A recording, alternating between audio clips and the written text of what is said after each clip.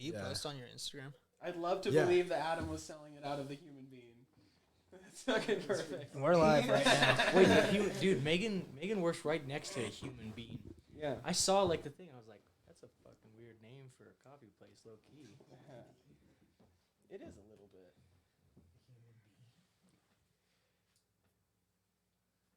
Where would I find this podcast? I'll plug it too. So right now it's on Lil Ghost Ari on Twitch and live streaming on Twitch stream.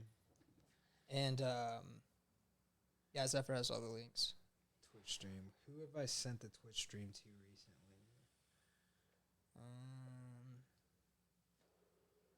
Adam? If you go to my website, so go to my Instagram. Oh, I sent it to myself. That's right. Yeah. That's right. No, I didn't send it to myself. Yeah, just go to my Instagram and then click on the link. Okay. And then that will take you to the website. And then from the website, you can find the Twitch link. What is up, Twitch? How's everybody doing tonight?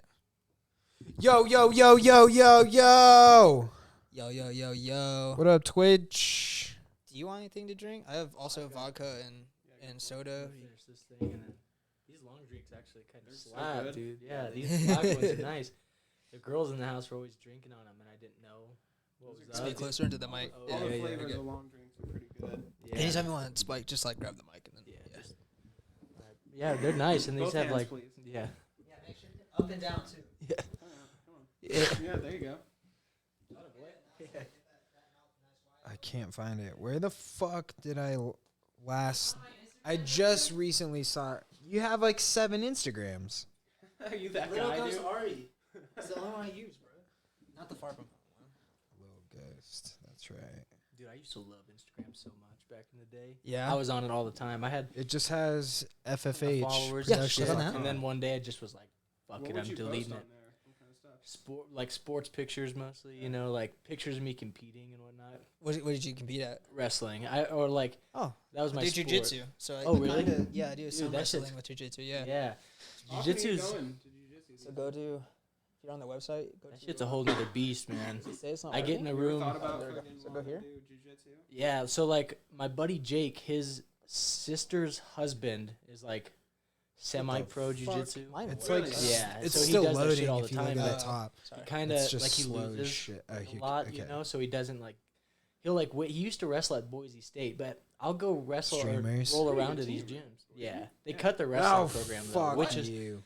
actually my buddy Jake. The only reason I know him. There are too many boys sports teams or something? Yeah, so they cut. No way! Oh my Literally, yeah. God. So they cut wrestling, and they Dude, cut. I swear they to cut God, the I team fucking in the just locker room when they won recently- their Pac-12 championship or Yeah, so whatever. when you get to the streamers, in the you locker click room, on they told him like, streamers, yeah, and then it's done. it's just gonna have And- one, Crazy as and then hell. Right? don't click so it, just hold it Cody, down. the guy who's And it'd be like copy married to link. Jake's sister, Okay. that was his senior year. Jake was like a I'll send sophomore or it to my something. phones, the video. And so he came to the school I came to, and that's how we became friends. Is because like he was done with Boise State, went to fucking Nebraska, you know. So he wrestled at Boise State. Did I Yeah. miss that? That's a big deal, right? Yeah, dude, it Boise's is. big. Yeah, it's huge. And like from my perspective, being like D2 school, like right off the rip and everything. D2 is big too. Yeah, you That's know, it's a like joke not either. bad, but like Yeah. you know, a school like Boise State, I was like, fuck with the blue field, you know, like that Boise State, that's like crazy to me. Like being from South Dakota, it's just I'm so sheltered that when I meet somebody like that, it's like, yo, you're kind of a superstar, you know. But they're- That's crazy. yeah, that shit's nuts. But jiu-jitsu is a whole nother beast, you know, because like I had success in wrestling, but I go to roll around and I'll be like with a girl or like a woman, you know, and she's like, just go like as hard as you can, like Yeah. just go, you know, until like you can't, like until you tap or I tap, just like go, just roll around. Yeah. And this girl's like I'm doing something that in wrestling I think is like good technique, and I'm getting Like you're choked safe. out. Yeah. You know, like Yeah. this like woman is like she's got 2 kids and they're fucking. She's like, coloring don't worry, books. just manhandle me. I like that. And It's then crazy, she's dude. choking you out. She's like, Yeah. this isn't turning me on. Yeah, right. It's like I need someone bigger. Yeah. dude. But man, they're like it's definitely like an ego shock, you know. Well, you don't realize how vulnerable you are. Oh You yeah. have no, that's probably the same feeling you get when you first start wrestling too. It's like, why can I not stand up? Yeah, I have no control. I just keep getting pushed down. Like, Yeah, why dude. can't I not stand Yeah. up? You're just That like, shit- what and the fuck? It's and like it punches tears you your head. down Yeah. too, because you're like, man, I really fucking suck. And then like, and I say this about guitar to people who come into the store and stuff. It's like, one day you just suck, and then you're gonna continue to suck, and then one day you just don't, and it makes more sense to you, you know. And we always call it like the finger snap. Like it literally just comes to you one day, you know, which is crazy. But jiu-jitsu, I definitely don't have it. On the feet, I got it kind of, but like somebody gets my head, it's like, oh fuck, dude, I forgot about that part. What's the big difference between jiu-jitsu and wrestling? Really, it's like the submissions is like probably the biggest difference, because like in the sports, like you start on your feet. You know, some people like go to their butt, you know, and like try to pull guard right away. Yeah, in jiu-jitsu, people like will just like all you have to do is like hold someone's arm and you can pull guard, which means just to sit down. Yeah, and pull them to you, and like in a wrestling perspective, that's like Don't the do last it. place you'd Yeah. want to be, you know. So it's like, Yeah. wait, you want me to go to my back? And it's like so uncomfortable. Yeah, that shit just big culture shock, you know. But it's also cool because it's like a refreshing thing, you know, like wrestling for what 17 17 years. Damn, Yeah. that's a long time. I've only been Yeah. doing jiu-jitsu for almost 3 or 4 years now. Oh, no way. Yeah. So you'd probably choke me out in 2 minutes, you know, like it's just the We should positioning do things. this on the podcast. Yeah, It's a video podcast. You know what? We could. I do have a jiu-jitsu room, and this can go wireless. We could That literally would do no be it. way. pretty fucking cool. Dude, that I would just don't have the actually be mic sweet. set up to do that, but yeah, we could definitely fucking do that. Let's plan We'll to just do that actually. commentate Just on for, it. Yeah. Yeah. Sounds good. that'd be fun as fuck. Actually, I would actually get my ass beat, but it would be fun. I don't know. Like, I would not. I would just pull guard on you. Yeah, I'm right. not standing up. Yeah. Fuck that. Dude, we have some wrestlers who like some really good wrestlers in our gym, and when I try to stand, like I can kind of stand with wrestlers, but that's until I realize like they're not here to wrestle. Like they'll kind of wrestle, but they're not here to like try to wrestle me down. Yeah. So they're not really looking for that. They're looking forward to like more practice. They're like Uchimadas and they're like fucking like yeah. that kind of shit, which I'm thinking they're trying to wrestle me. So I'm feeling like, yeah, I'm doing good. But then as soon as they want to turn the wrestling on, I'm like, fucked. Yeah. Yeah, Yeah. I just get singled or doubled in like in like a split second. I'm like, Dude, yeah. I was fuck? taking Right.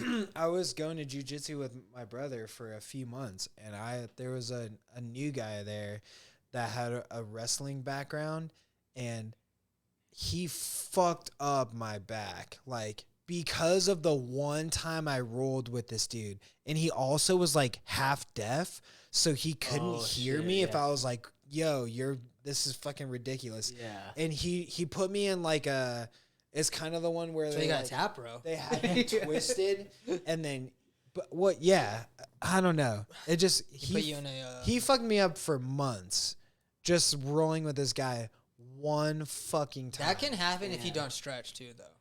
Yeah.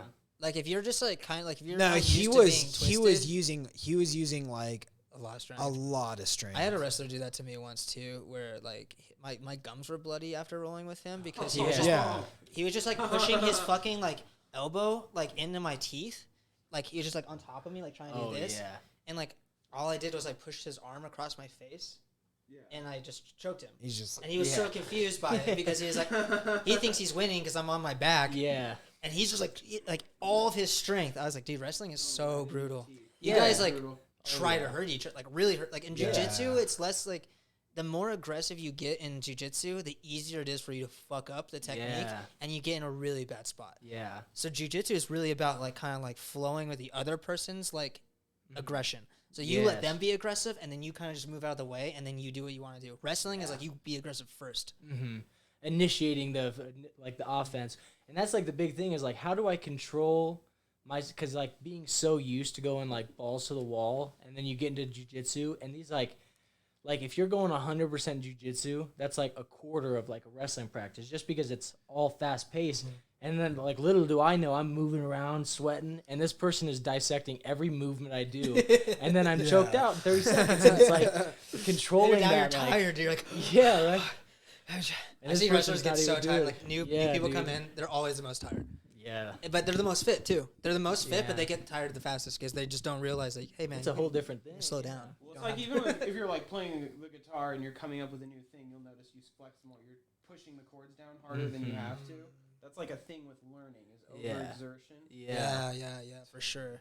And that's part of mastery too, is learning how to control that to like make it more efficiently. You know, the more efficiently you can do anything, the closer you are to mastery, you know. So it's like it's all the same thing. It's weird how it all overlaps, but at the same time, dude, it's such polar opposites in the same realm with like wrestling and jiu-jitsu. It's just weird how much that mix. That's where that like Russian like shoot boxing, Oh yeah. right? Like they have submissions in there. Like you can like bend people, like you can do like leg locks and shit. Like you can't. I don't think you can like choke people out, but you can like try to like arm bar them and like shoot. Is it shoot box? I don't remember what it's called, but it's like it's basically what Khabib did for a long time, I think. Oh shit.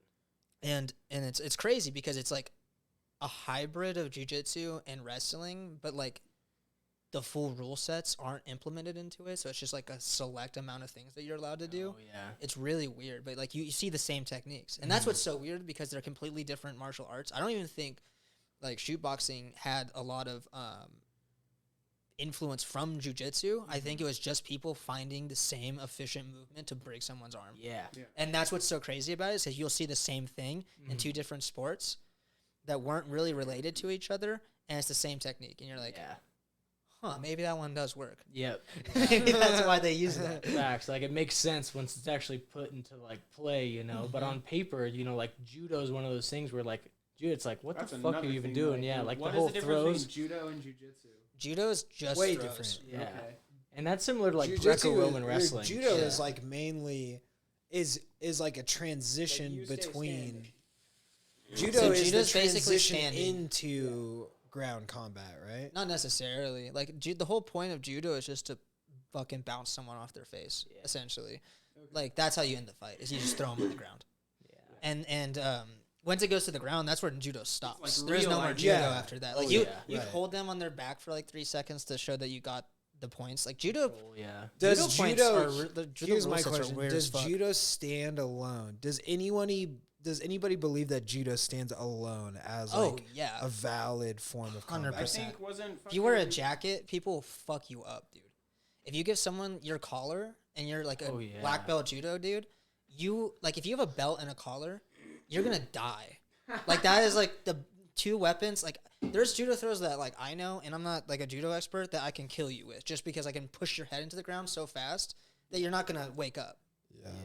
It's like judo's murderous. It's just people just- don't use it because it's really hard. Judo's like If the someone one else thing I knows hear judo to do everybody anything to talk you. shit Yeah. about. It's a stalemate almost, you know. It's like who's gonna fuck up first, and that's what's crazy about like UFC or mixed martial arts in general is like it's such a like if you watch the high level guys, they have a very good like mix of everything. They have judo, they have wrestling, they have boxing, they've got jiu-jitsu, Muay Thai. you know, yeah, everything. And so whenever like it's crazy because you see positioning and it's like so like Khabib is like the guy. Whenever like you look at like his actual technique, whenever he's like on the ground, it's precise, man. It like blows my mind, you know, like the way he incorporates different shit. It's like that's 5 pay grades above anything I was ever even near, you know. It's like And you don't see it. Like the average viewer does not see the complexity of what's Yeah. happening. Like people can understand punches because like you see something flying through the air, but the average person's not going to understand how they set up that punch. yeah. People think, oh, they just go in there and then they fucking swing. And like some guys do, like some of the really big guys, they do that to initiate stuff, but that's part of like how they set things up. And then there's once things go to the ground, or even just getting someone to the ground. Like if you look at just think about Ben Askren. He's a UFC world champion, right? Or yeah, he's a world champion. He can't throw a punch to save his fucking life. He Yeah. got knocked out by Jake Paul. Yeah. Regardless of whether or not he threw the fight or whatever Yeah. the fuck, that like if you watch any of his UFC fights, he's like fucking doing this. Yeah, no technique. He looks like a yeah. girl. Like he looks No like power. And you would think if someone's in the UFC, they would at least like know how to throw a decent punch. Yeah. Like maybe not like a great boxer, but you can fucking throw it. Yeah. You know. Right. can't do it at all. But what he can do is take you down, and you can't. There's nothing you can do. Yeah. You don't have any say. You're fucked. Yeah. He grabs your legs and he puts his head into your sternum. You're done. Yeah. And then he's on top of you, and that's when he'll just throw punches. Yeah. It's cool It's how that fucking works. gnarly. Some people just have like certain things, man. I mean, some people got it, you know? Because he's like, I mean, he's got a fucking beer gut, you know? Like, he's like not like it should. These guys like got veins running through their abs, and you know they're losing fights. And then you got a guy that just like gets it up here a little bit more than he does physically, Yeah. and it's just like That's how it's literally IQing it out. You know, it's fucking crazy, but That's how important technique is. Yeah. Technique is like everything in these sports. Technique and tempo. yeah, Because like you can be really good at technique, but if you don't keep the tempo, which is basically just like the pressure, like if you're not Maintaining, yeah. you gotta constantly be on the gas, and like the more you can have your opponent reacting to what you do, the more they can't use their technique because they don't know what's coming, so they're just trying to react, and they don't know what's next, so they're just kind of reacting. And then the thing about people with really good technique is you can set up reactions. You know which way they're going to go, so you could do like a leg kick, and you know they're going to step back, and that's when you can like grab a single. Yeah. Or you can throw a fucking kick, like a high kick, and then they duck down and then you do a knee. yeah, And then they don't see it coming. Like there's ways that you set shit up, and then like when you see people do it at that level, like it reminds me because like with martial arts, it's really really fucking hard to understand how good these people are because one, you don't feel it because you're not there. You don't actually see like how helpless like you can be, and then two, like yeah, just like the pure helpless nature of like I don't even know. You can't do anything. And then on top of that like I keep thinking when I was in college, I worked at this gym where I set up events or whatever, and then what is it, RS? I think it's RS Roma, like a soccer team. A professional soccer team came to train on our college field, and so we just set up everything for them, and we just got to like sit back and watch them train. And then they had fans from like Italy come over and like watch them. Yeah, just watch the They practice. flew across a fucking ocean to just watch them practice. Like it's crazy how Next level dedicated shit. soccer fans are. Yeah, Yeah, and but the funny thing is like we got to just like be closer than the fans were just because we set up the event and we're just like sitting there and like half of the people that I was working with didn't give a fuck about soccer, so it was just super wasted on us. But then they started like showing off for us, and like all of these guys are supermodels, which is the craziest thing. Like every single soccer player is just like the most fit, like athletic, like beautiful type person you've ever seen, and these New ones are the teeth, Italian everything, ones yeah. too. So they all look like human Lamborghinis walking around. You're just like, what the fuck is this? And then you just see like the dude just like kick up a ball and like he kicks it up and then just kicks it this way right into a trash can that's like 50 feet away. yeah. And then we're like, oh, sorry, do you want us to get that ball? It looks like you kicked it over here. And then he's like, yeah. And we throw it back to him. He fucking kicks it right back into the trash can. And we're like, what the fuck? Like, how is someone that accurate, dude. dude? It's so... And that's what people in the UFC do, though. Yeah. Like, that's when my brain really clicked. I was like, oh, if someone can kick a soccer ball with that precision, someone can kick your fucking face with that precision. Now imagine getting into a fight with a guy who can kick your head like that guy can kick a soccer ball. Yeah, dude. That is so, like, that's fucking scary. Yeah, that's next level shit, dude.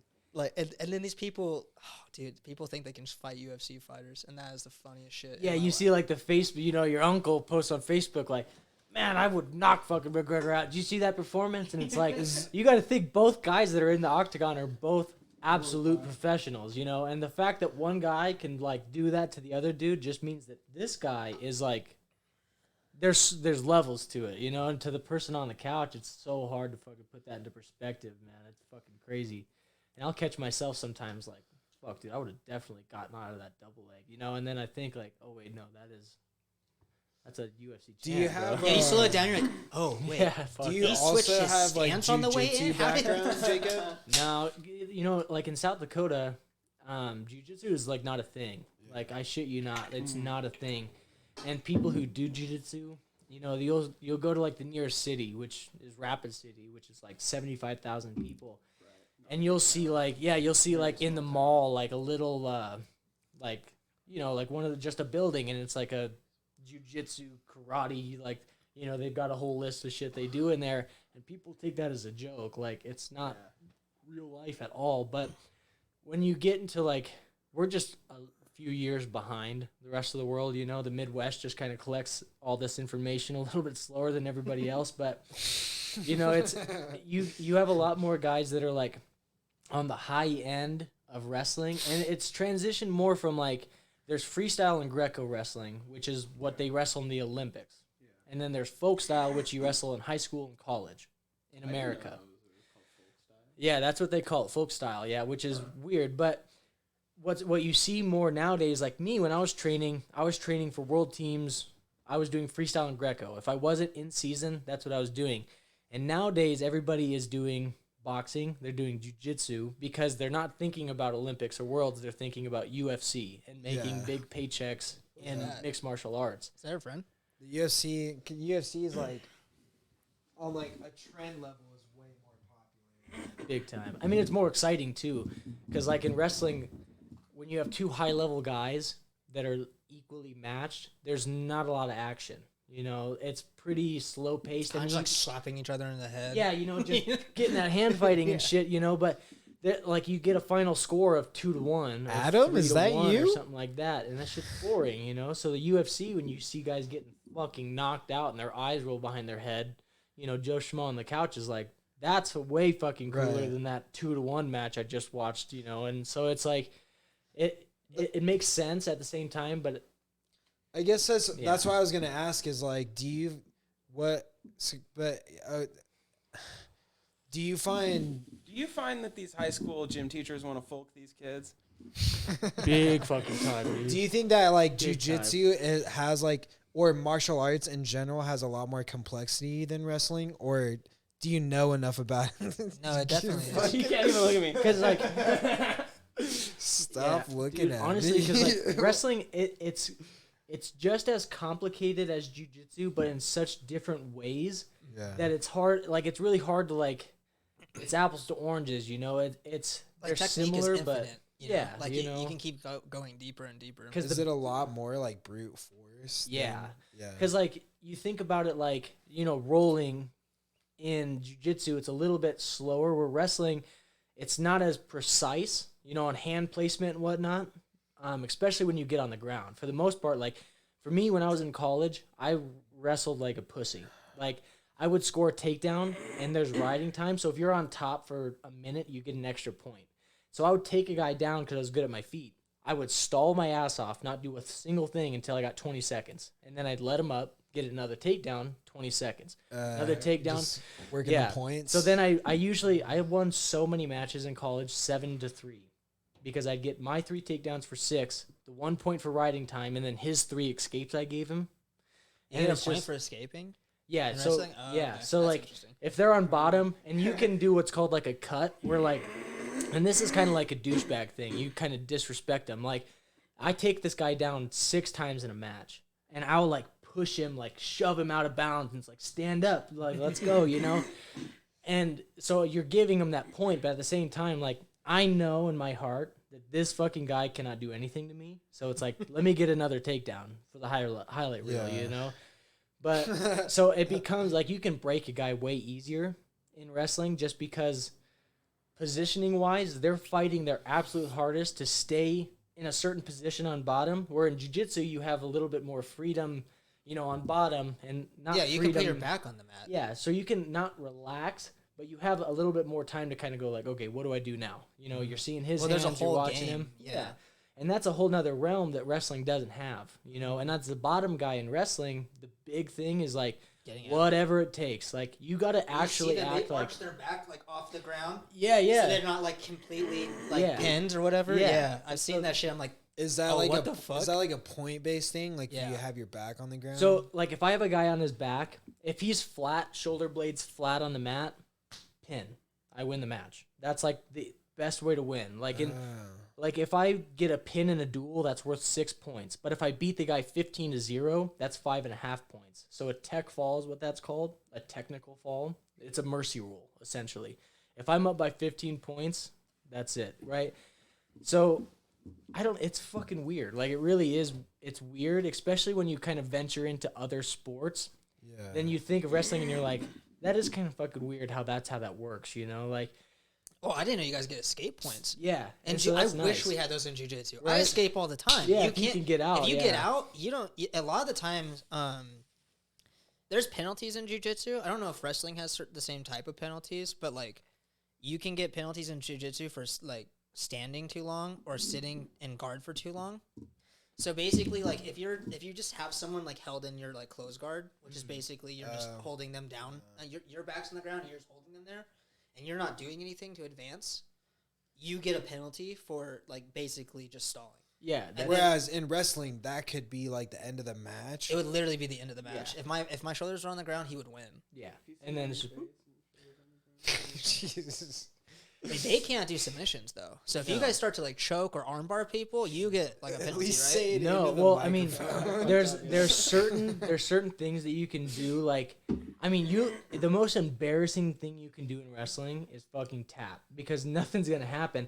And like, you can do something like if you have an arm in there and you're like this, you can squeeze your arm. You can literally make people pass out, and that's cool because then you can get your pin super easy. But if you see you throw a guy in a headlock and you're holding him and he can't breathe and he's sitting there tapping, screaming, the ref will go, pussy, you know, like that's essentially what it is. And it's like, dude, get off your back. Like if you don't like that's a thing. You And can't so like joint manipulate though, right? You can't like bend their arm back. there's certain positions, you know, if you have You an can arm get, like, the behind, chicken wing you or have to whatever. keep it 90 degrees. If you start to rotate that arm To, upwards, like breaking pressure. yeah, that's when it gets, then they'll stop it. And that's but there's not a ways to flip penalty. that, right? Yeah, like you like, can like really hurt people. Yeah, and it's like, okay. what I used to do all the time is like in a collar tie, like you're on your feet. I used to go over tie over their arm, and I would like dig my fucking thumb Into the like in neck. here, and I would just like Oh, there's so much dirty shit. little that goes yeah, because on underneath. you know, because it's not like I'm a dirty guy.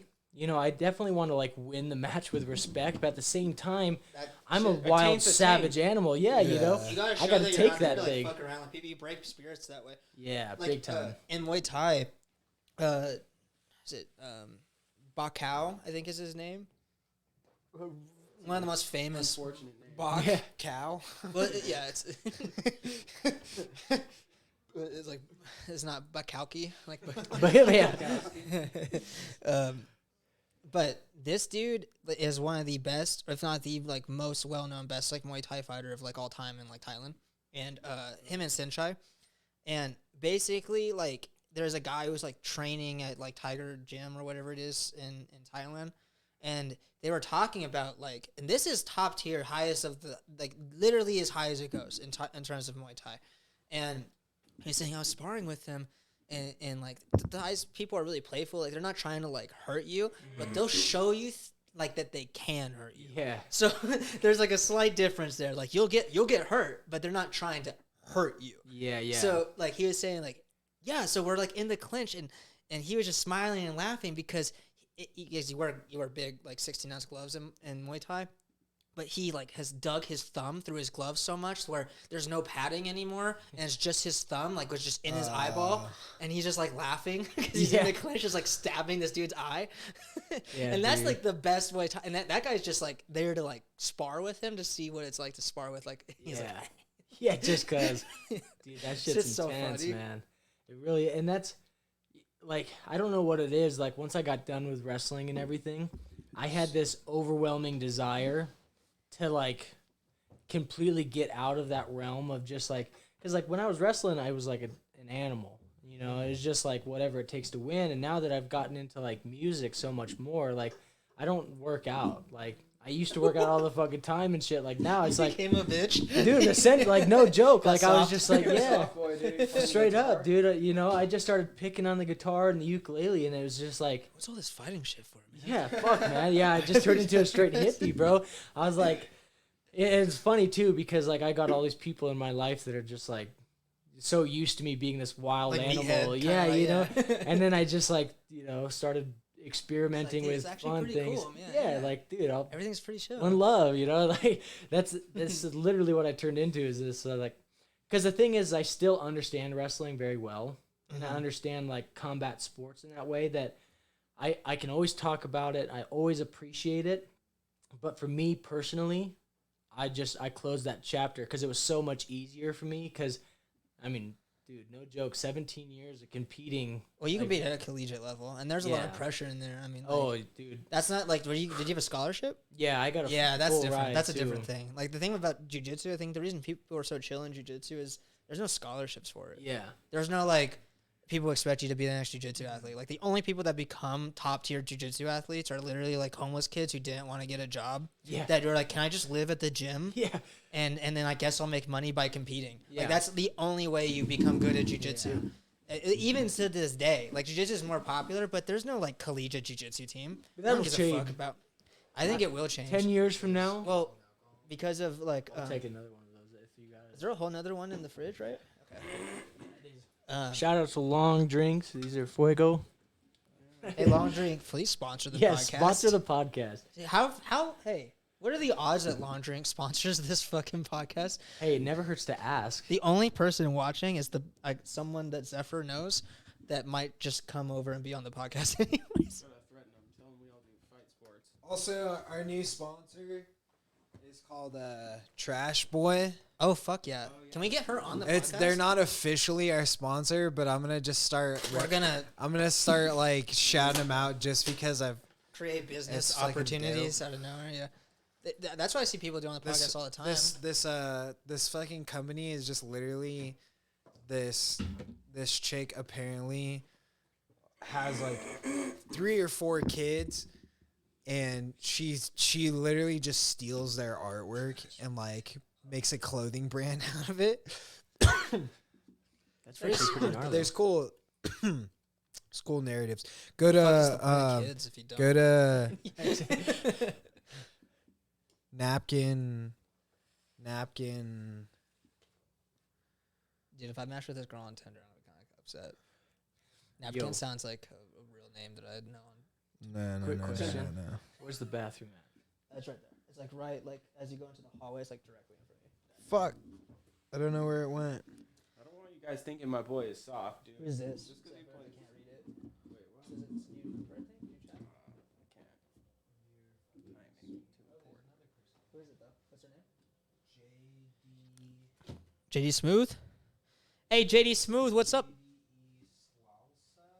Hey JD Salsa, what's up? You're fucking awesome.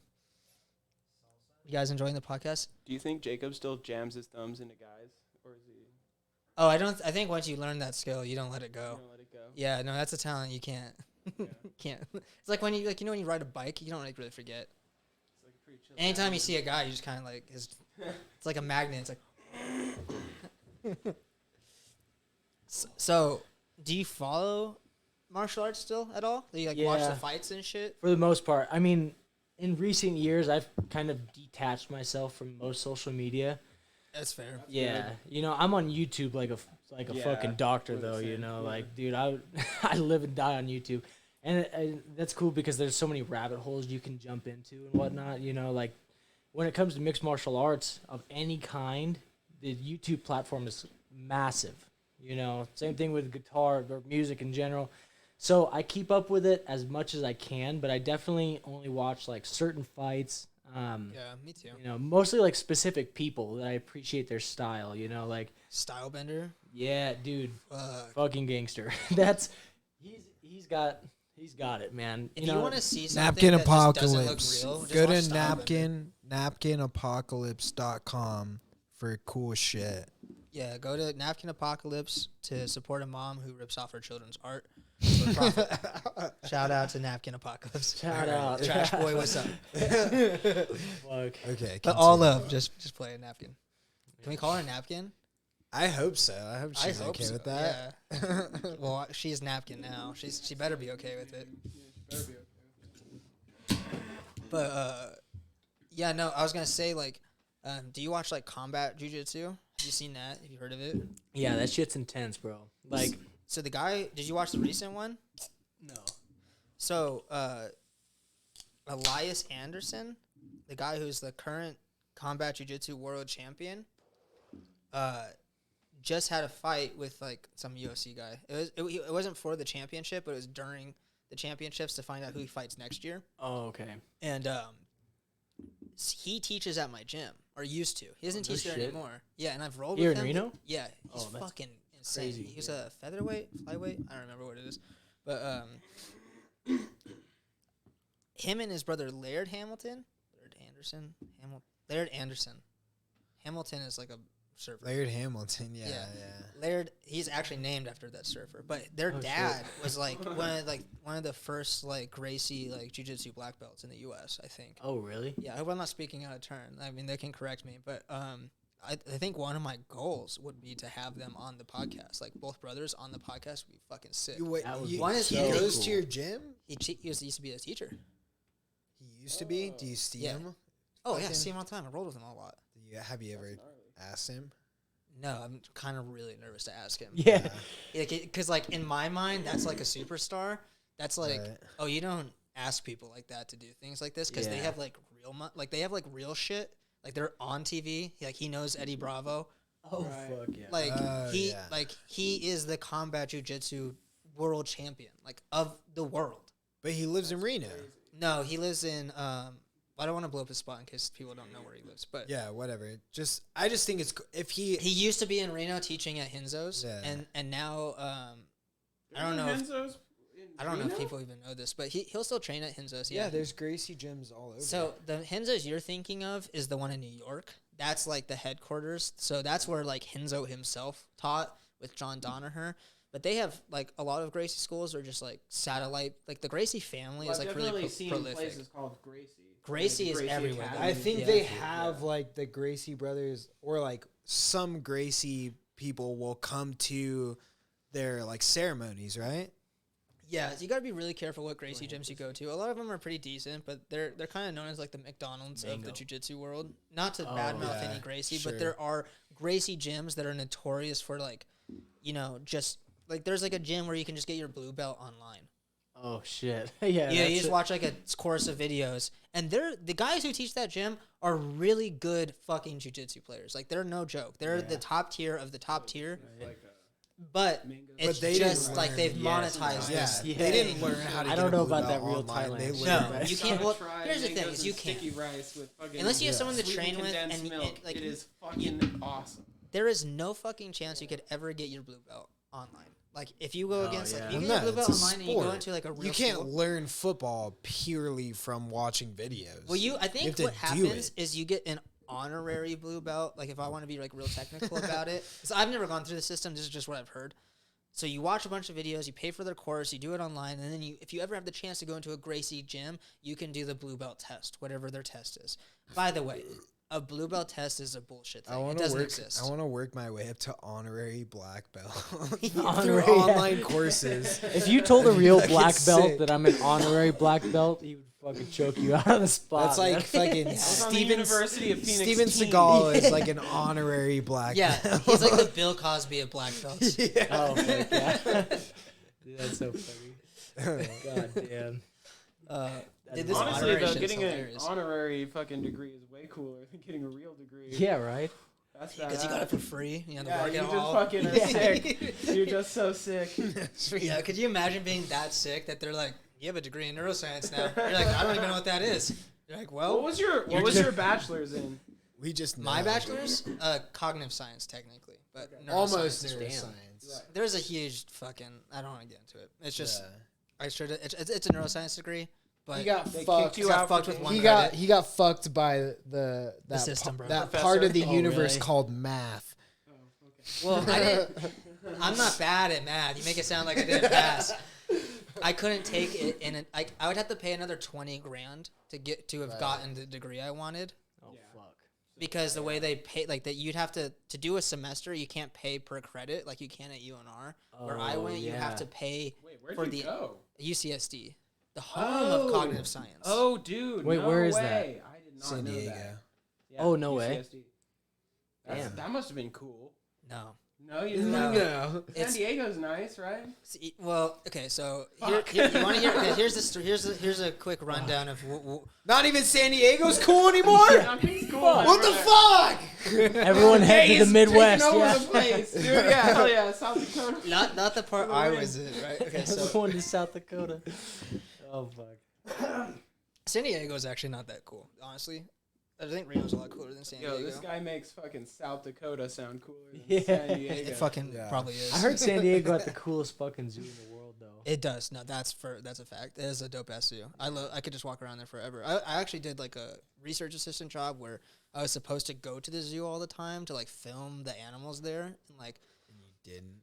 Well, I was going to do it, but I was too lazy to drive all the way to downtown San Diego like every weekend. Is that where it's at? Yeah. Oh, fuck. Well, it's like it's not downtown. It's like before downtown. It's like Balboa Park is like where the zoo is in San Diego. I bet you it's huge, though, isn't it?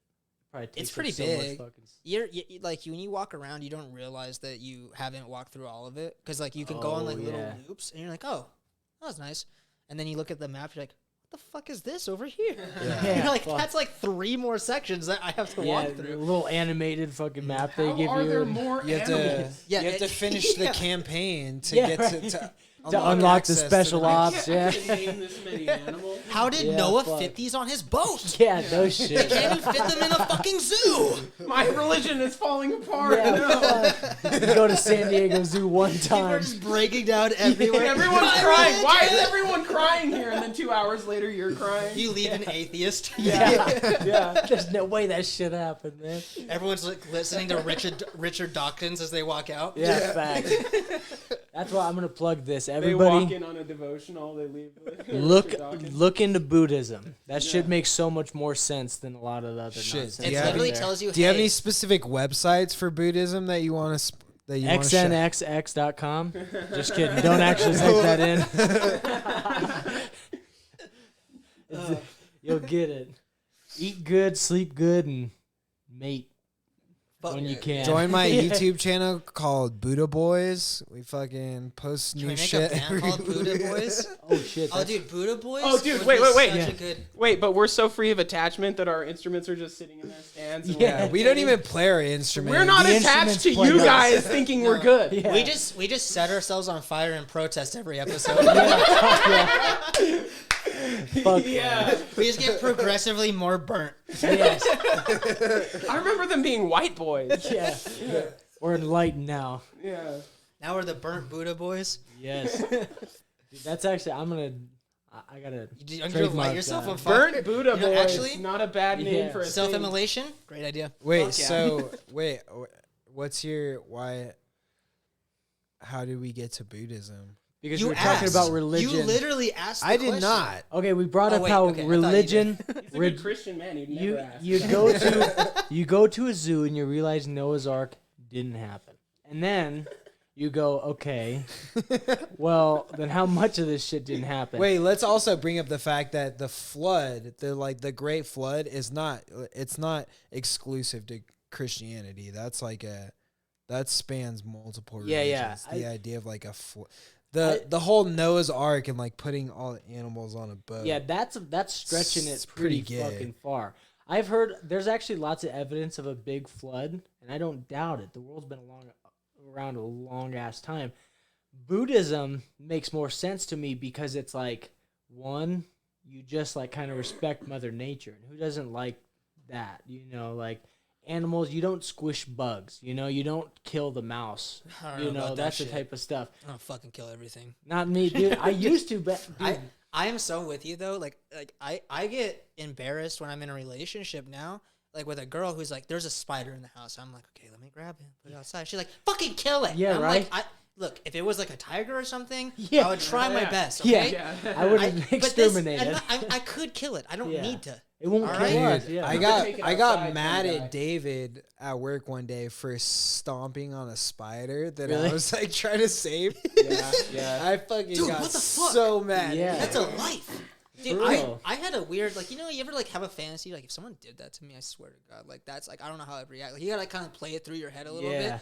I was thinking the other day, like, if I had a person who came in here and, like, disrespected one of my fucking plants, Yeah, like, that's fuck where yeah. I'm at now. I'm like, did you just fucking rip a leaf off of that? Like, This is a get out. pothos, man. What are you doing, man? Like, fuck. A I real totally friend would get that. spit on your plant. Look, I Yeah. don't even put them in, like, Thanks a for nice the place first time because tuning I want in, them to have JD as much sun as Salalsasa.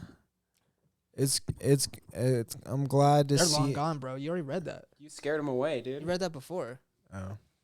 JD, you're You're hot. Well, if anyone's still Unless you're not listening, here anymore. thanks for tuning in. I ruined the podcast. Sorry. Podcast is over. Not just like thanks for tuning in. It's over now because I ruined it. Dude, Hey, sometimes good. when I play video games, I'm on gonna go Twitch- fucking cut myself now. Yeah. What are you gonna say? Fuck, I don't remember. Oh, I was kind of talking about Buddhism. Yeah. So the big thing on it, like being from the Midwest, I used to kill shit like for fun, like all the time. Like Yeah. one thing that That's how blows you my prove mind. your worth as a man. Exactly. Hell yeah. You know, you go out and you like coyotes out here. This is mind blowing to me, American? dude. That's how you know you're from the Midwest. Yeah, You say dude. coyotes. Yeah, yeah, Yeah. yeah. Straight How up. many Native American scalps do you have, dude?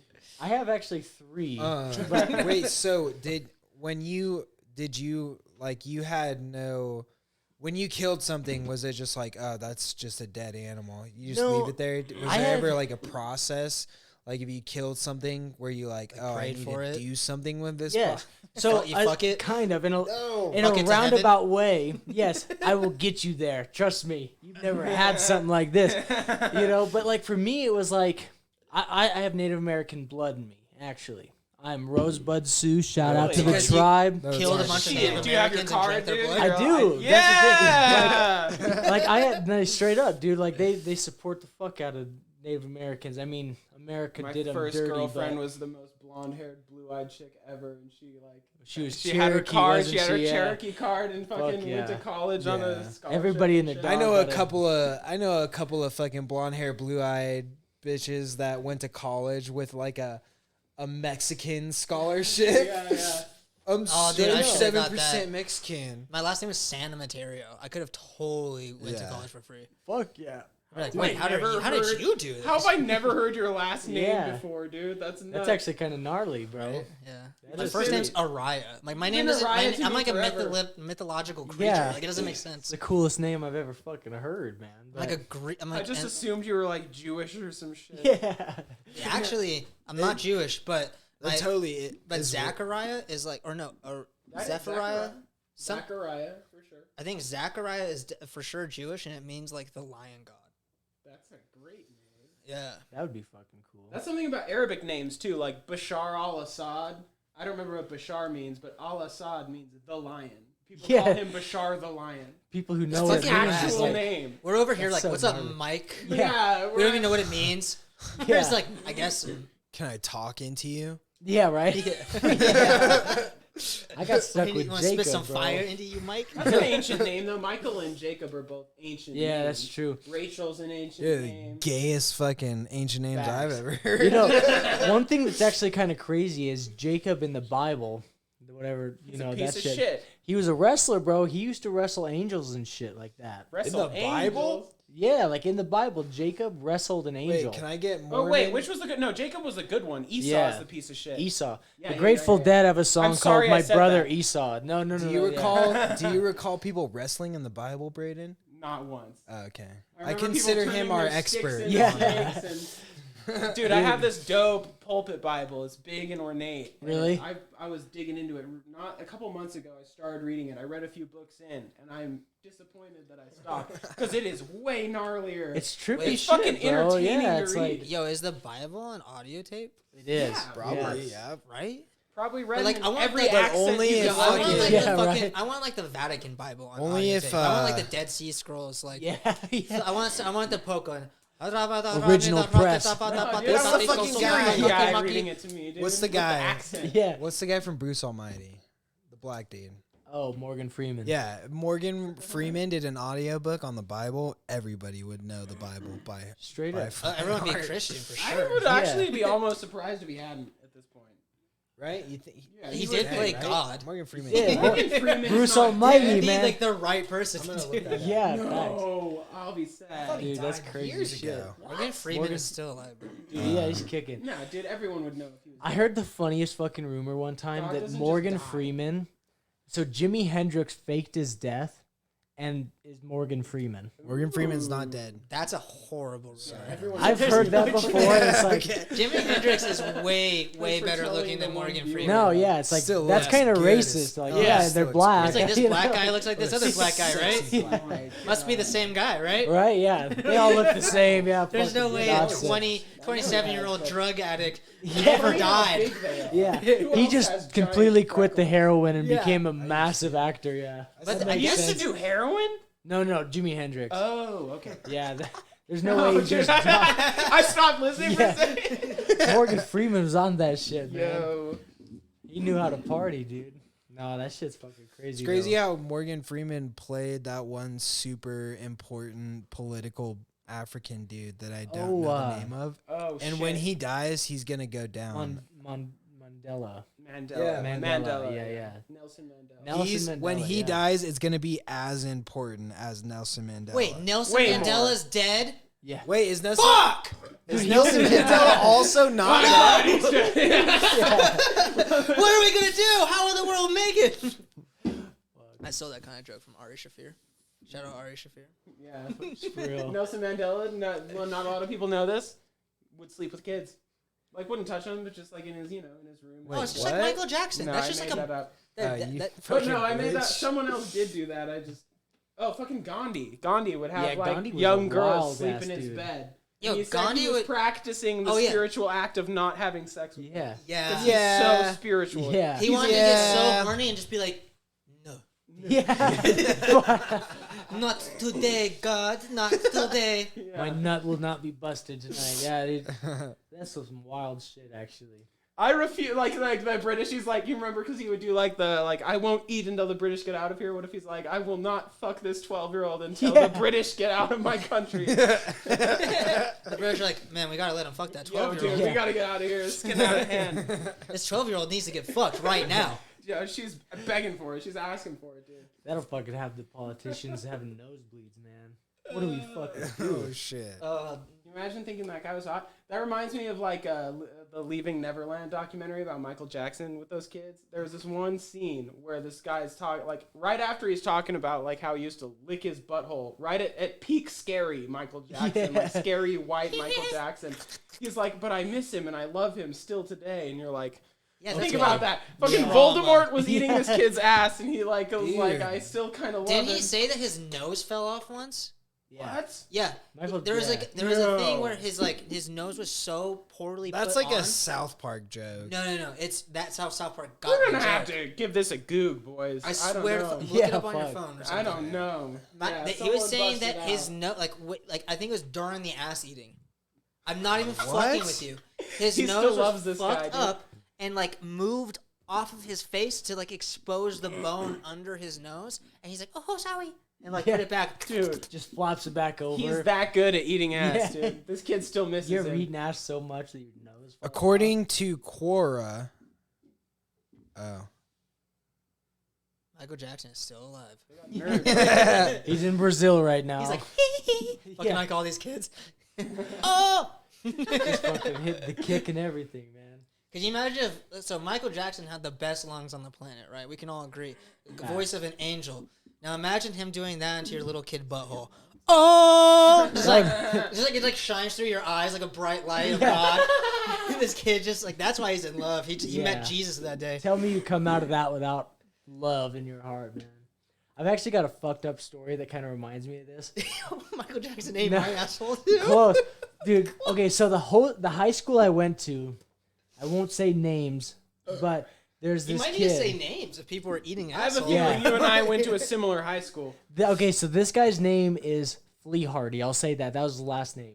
Okay. And if anybody from South Dakota hears this, they'll know what I'm talking about. So Whoa. there's a That's a huge. lot of Shout South, There's South this- Dakota. That's like 7 people. That's like Yeah. 70 people, dude. That's a lot of cows. So That's like yeah. 6 times more than the people a ton listening of to this. cattle are perking up their ears Facts, right so now. there's actually more cows in the state of South Dakota than humans. And that's an crazy. actual fact. What? That's an actual fact. Oh my god. But this Flea Hardy makes guy, sense. when I was in 6th grade, I got told the story. I said Thomas Flea Hardy. Fuck it. He's Fuck actually this guy. so He's out Thomas now. Flea Hardy. I heard Thomas Flea Hardy fucked a cat. Allegedly fucked a cat and had to go to the ER to have the cat surgically removed because he couldn't take it off of his dick. Because the cats What? have barbs in their fucking Yes. pussy, bro. Yes. What? So, and I shit you I'm not. Googling that. I shit you not. I am a junior Do in cats college. have barb pussies? I'm a junior in college. Dogs do too. That's why they get stuck. Dogs But do get stuck. yeah. So That would explain a lot. I'm a junior in college. This is so 6th grade to junior in college. That's 7 years. At this point, it was 7 years. And my older brother, like my adoptive older brother, we're having a couple drinks the day before Thanksgiving, and we're in the game room, we're buzzing, and he tells me, he's like, "Did you guys ever hear that little rumor about Thomas Flea Hardy fucking the cat?" And I was like, "Yo, that was the craziest thing." And he's like, "Did you know that Jesse Atwood, a guy who is a grade above my brother, made that up 100%?" And I shit you not, this kid's life was fucking ruined. Oh, I bet, dude. Ruined. Like, and he got into meth pretty bad because South Dakota's got a huge meth problem. He's like convinced himself that he did fuck this cat. We crossed the shit you border not. 5 Give the minutes later, hospital we're like, money. this state has a meth problem. Yeah, dude. Because we're from Nevada, we know what that looks like. So Fucking you A. shouting him out on the podcast will only do good for him? I hope it's so. gonna Like, make his situation Flea better. Thomas Flea Hardy. Do you know And- that's my biggest fear is someone just making up some fucking lie? You just gotta Facts, go. dude. No, That's no. my biggest That's all fear. you have to do is just be like, yeah, dude, and it was fucking Oh, great. And then shit. people Did will you be hear like, I about guess that's fine now. Right? And I shit you, I believed this with my whole fucking heart. And I told this story to people through high school, through college, because it was so mind-blowing, you know? And I believed it because everybody and their dog in Hot Springs High School also believed that this guy fucked a cat. And then he tells me out of pure honesty, like, dude, Jesse Atwood made that up. And I'm like, no way, Jesse Atwood is a doctor, like a brain surgeon type person now. Fuck. Allegedly. And allegedly, you know, and fuck, if you guys fire him, this ain't on me because he's the one who fucked it up in the first place. But dude, Holy I'm a fuck. junior in college over Thanksgiving break, and my brother tells me that was all made up, and that like, dude, that like broke all bounds of reality to me because it was like, Because it probably hurt you, too. Yes, because you're that like, fucking- oh, Anyone Yeah. can do that to contributed you the at any suffering. time. Like, you know that Jacob guy? I hear he fucking forces his thumbs into guys. Dude. yeah. And the thing is people, they don't know me. They're like, dude, that's actually crazy. And then like, yo, I was hanging out last night and they told me, you know that Jacob, he sticks his thumbs in guys' and then it just like snowballs. And I'm not kidding. Everybody knew that this guy fucked a cat. Everybody. I had the same thing happen to me in terrible. high Yeah. school. No. So, not about fucking cats. So, it wasn't exactly the same Kids. thing. Yeah. One grade up. Yeah. The It's one level less weird. I don't remember the kid's name, but so there was this girl that I liked, and so she told me she was into bi guys, and I was just like, yeah, I'm bi. Yeah. Guess I'm fucking sucking dick now. Let's go. What's up? I This like is the you. new Let's role, go. yeah. And then somehow that like it wasn't even like like a dick, bitch. it was like a year later. Like if people just like this like bi thing. I was like, yeah, whatever. And then someone was like, oh, he likes that guy. Like he has a crush on this guy. I don't have a crush on this guy. Yeah. And like me and this dude were like friends, but he wasn't like in my friend group. He was like Yeah. part of like the jocks. Mm-hmm. And it was like it just became like this thing where like it made him really upset. And I was like, dude, it's not true.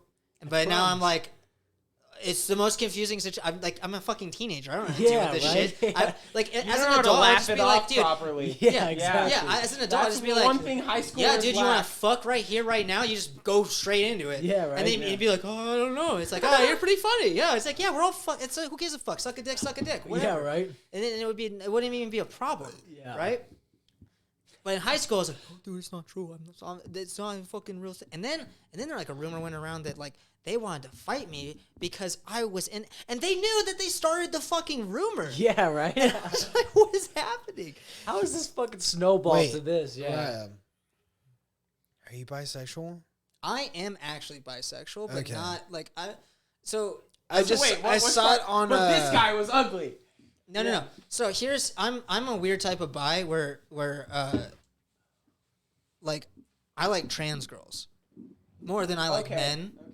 Like I can more get down with like a trans chick than I could like ever a dude. Like I How don't many even think I times could date have guys. you done that? Like, have you had No, that but experience? I'm like But interested. you're in open it. to the idea. Oh fuck yeah!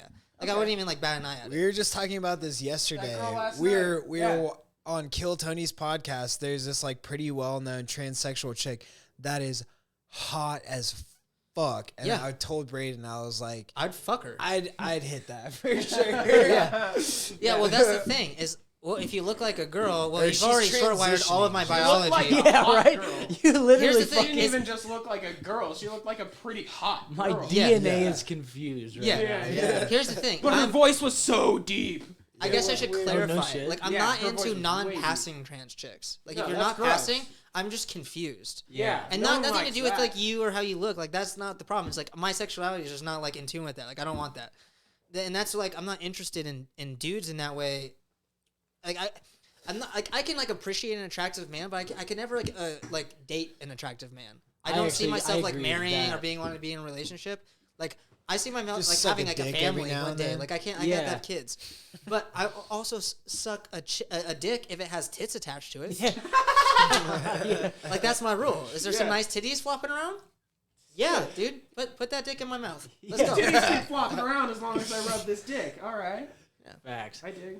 See, that's one thing that blew my mind. Like, especially like being in small town South Dakota and going to college and realizing that it's not this fucking like picture perfect world. Yeah. You know, Yeah. it's like sexuality is such a huge realm. You know that it's like, I'm a very open guy. Like I'm very free with like, dude, you're cool. Like I don't give a fuck what you do in your free time as long as you don't hate on me what I do with my free time. You know. Yeah. Because for me, like my thing was always like I was a psychoactive guy. Like I was always doing like LSD and mushrooms. Like, You want some mushrooms?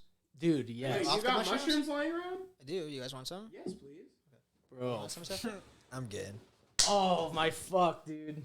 Oh, dude, I've had some mushrooms in my closet for a Let long me- I time. might take like the a last- step. It wasn't quite enough to fuck The me last up, time I so had it's some like- in here, like you guys can all handle yourself with mushrooms, right? Yes. Okay. Yeah. Last time, so I'll tell the story after I get. Yeah. I trust you guys. Yeah. I'm not gonna take them right Like, now. you're totally okay to I stay promise here. you, There's yeah, I no, will. like- Well, he's not gonna give you mushrooms to take later. He's saying, I'm not do you gonna We're eat- want? taking mushrooms. Do I'm you not want gonna mushrooms eat mushrooms right right now? Oh. You guys No, don't want, no, like- no, no. No, I'll take I'll take like a stem or a cap. Yeah, or that's something. fine. dude. I can take a You cap know, or a stem. I By the won't- way, he is always on mushrooms. I'm on If them we're right doing now. a Really? podcast, he's Oh, on really? mushrooms. It's been a Bro. long time since I was You like a big eat mushroom that? boy. Okay. Are these mine? Is this good? yeah. Can I get? Yeah, just like another stem or something, just for fun. Is that good? There you That's go. perfect. Do you want some? Yeah, give me one. These are really good shiitakes. Yeah. Yeah. Wow. Shout I out enjoy the to flavor shiitake. of These are stage drugs. these. Really good. There are some good That's so cool. Zephyr, do you remember the time I was like making music at your house and I was like, I need to get more fucked up, and then I just ate like half a bag of mushrooms, Just so you and know, I just sleep on your I couch. don't know if you know this. That's Yeah. when I met McKenna. Grows fucking great. probably. No, I don't. Not anymore. You used to? No, he doesn't. I never have done that. I have never. I don't even. Dude, you want to hear My something crazy? friend I who don't you've even never know met before, what Yeah. you're who is talking not here, and who is definitely not Zephyr, grows fucking Killer, but dude. incredible mushrooms. He didn't do it this So year, but fucking every other crazy. year he's grown some, and he always gives me a bunch of them, and they are so potent. They're so fucking potent. Who? What other Zephyr do you know? I don't know who this. Zephyr Dunnigan. Zephyr Iron. Oh, he's from Zephyr Dunnigan is from our, Scottsdale. He's from. Yeah, he's from he was- Scottsdale, Yeah. Arizona. Okay. Yeah. Okay. Loves the sun. Dude, one thing that's good. So I have like a weird like biological family. So like I became emancipated when I was 14 and I just like lived with friends and shit. My little brothers lived with my dad for most of their life until like senior year. They're twins, my little brothers. My other little brother who moved out of the house to leave my dad moved in with like one of his friends and he's gay. And so he always is hanging out with girls. Like he just hates guys unless it's like a sexual thing.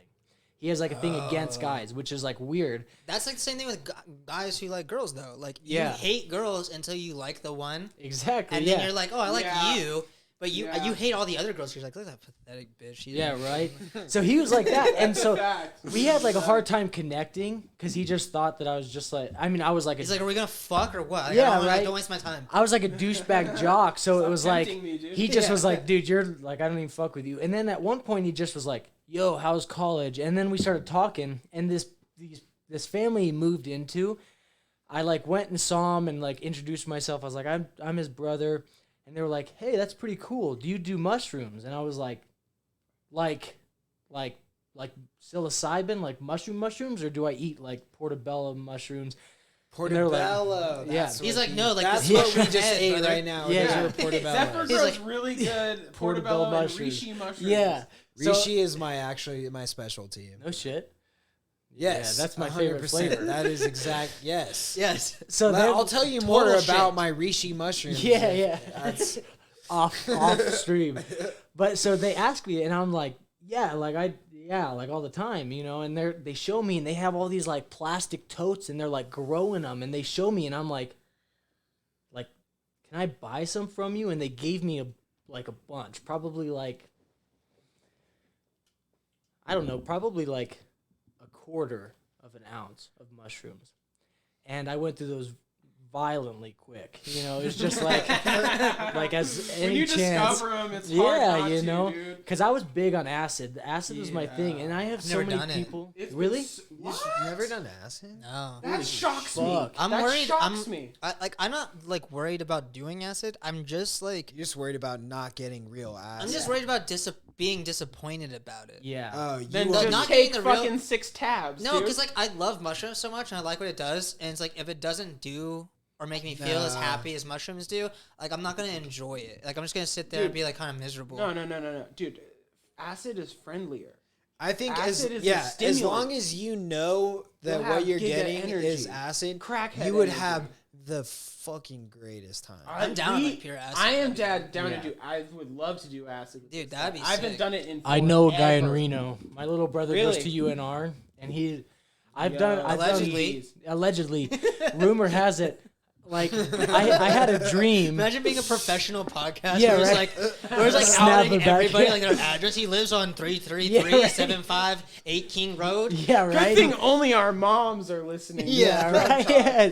You know, but like I've done in my dreams in the past couple months, I've done acid 3 times. In your dream? Yeah. I do drugs in my dreams all the time. It's so weird. But Oh, metaphorical nuts. dreams, and by that I mean real life. So yeah, in like the last 3 months, in the last 3 months, I've done acid That was 3 smooth. times, Pretty and dream. I space it. You know, in my dreams, do most of my Spoken dreams. like a true professional Yeah, athlete. you know, I've only done mushrooms in my dreams. covering that shit up, dude. Because in college, I was 21, or I was 20 the first time I smoked weed. 21 the first time I had to drop alcohol, and that was a promise I kind of made to my mom. And then like Yeah. the first drug I ever done in my life actually, is I snorted a fat rail of Molly.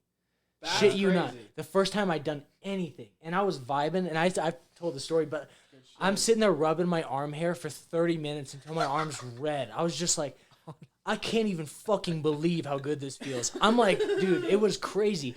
But like, acid is like one of those things where you have a little bit less control with mushrooms. Not in a bad way, but just kind of like instead of being on the ground and tripping, you're like 3 feet above the ground and tripping. Like you just kind of feel like, oh fuck, I am standing. You know, like you kind of catch yourself and you're like, whoa, this is real life.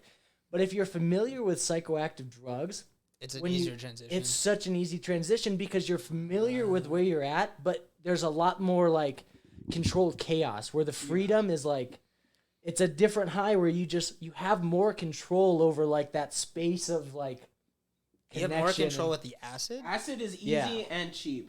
It's easy Whoa, to do. okay. It's Yeah, easy dude, to handle compared to mushrooms. Like I super. I'm a big acid guy, big time. Acid is fucking awesome. I haven't Yeah. actually done acid in a long time. You know but what's- I loved acid for years. You know what's weird about mushrooms is they do this thing to me where, like, I know when I'm too fucked up if I start crying, and I don't know like why. Like, so with mushrooms, it's really weird because like Acid can be the same way. I can do a so many similar mushrooms. thing. I don't even understand. Like I can barely do weed.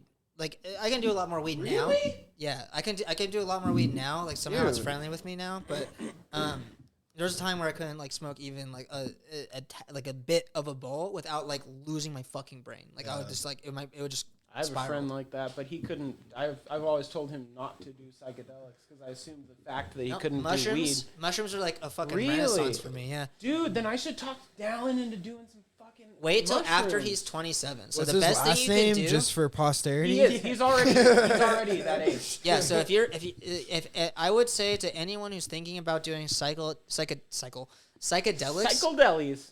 that has like a hard time with weed or that feels paranoid often, Yeah. wait until after you're at least be 28. Let your brain Because- develop, man. Well, it's not necessarily about the brain development. It's testosterone. It's the cutoff point for schizophrenia.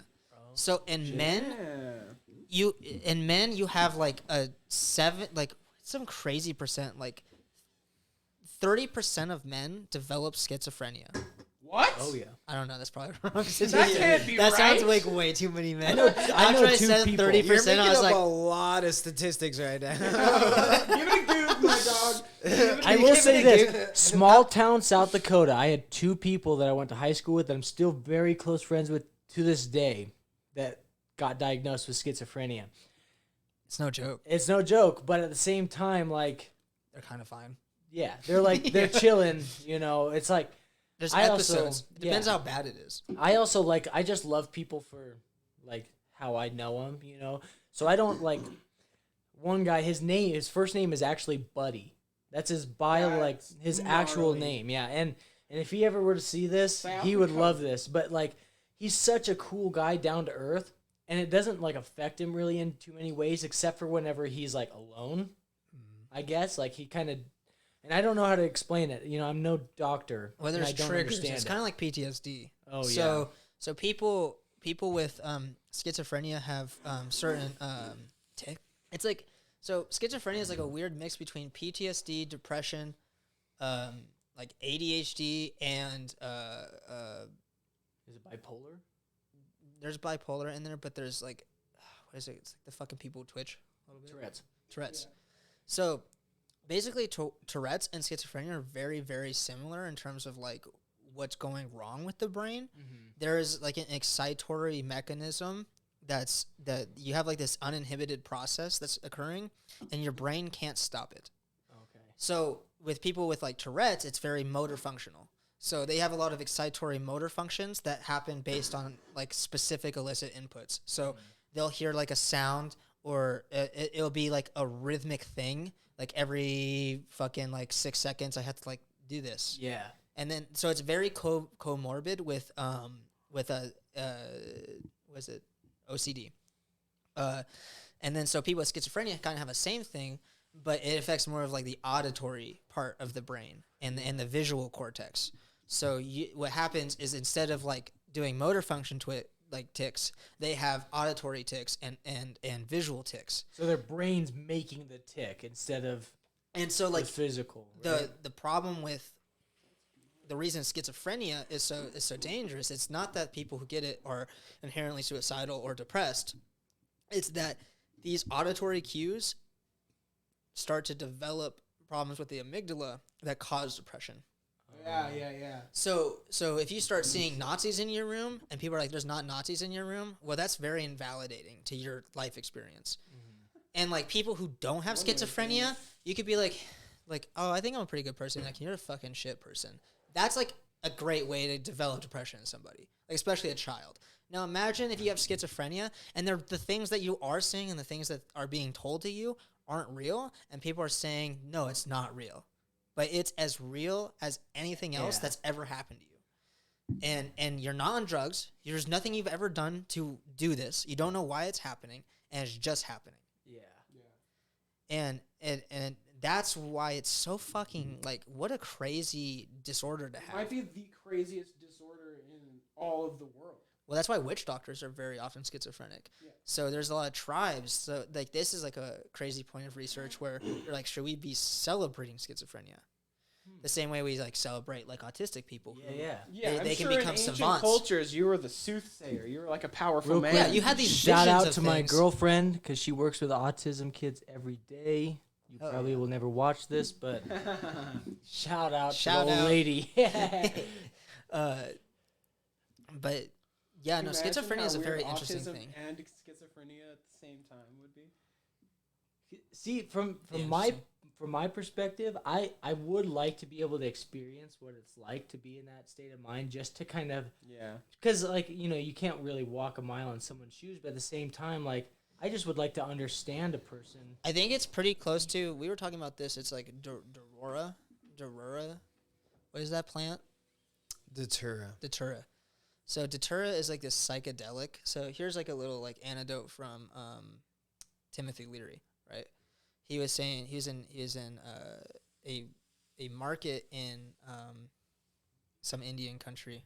And he's in India and he's walking around this like market and he's talking to this guy and he's like, yeah, I'm thinking about doing Datura. And he's like, dude, you should definitely do it. It's a crazy psychedelic. Like you feel like you're totally fine. You're just chilling. And it's like the craziest part is like there's this market around us, but we're just in my living room. Yeah. And Leary was like, no, dude, you're in an Indian market. We are not in your living room in your apartment. And he's like, nah, dude, we're totally in my living room in my apartment. And he's like, no, dude. And that's when Leary said, he's like, I'm never doing Datura. Oh, okay. And that's Timothy Leary, like the psychonaut of psychonauts, being like, nah, I saw all I needed to see from that. Like, yeah. And then you listen to Datura stories, and they're just horrific. I've never even heard of Datura. It's also like, called Jimson weed or devil's weed or there's several names. They're like common backyard plants too.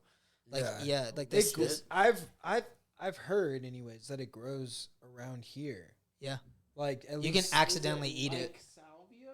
Yes, yes. Like it's actually supposedly way worse than salvia. Whoa. Like you could be fucked up for days on end because of this.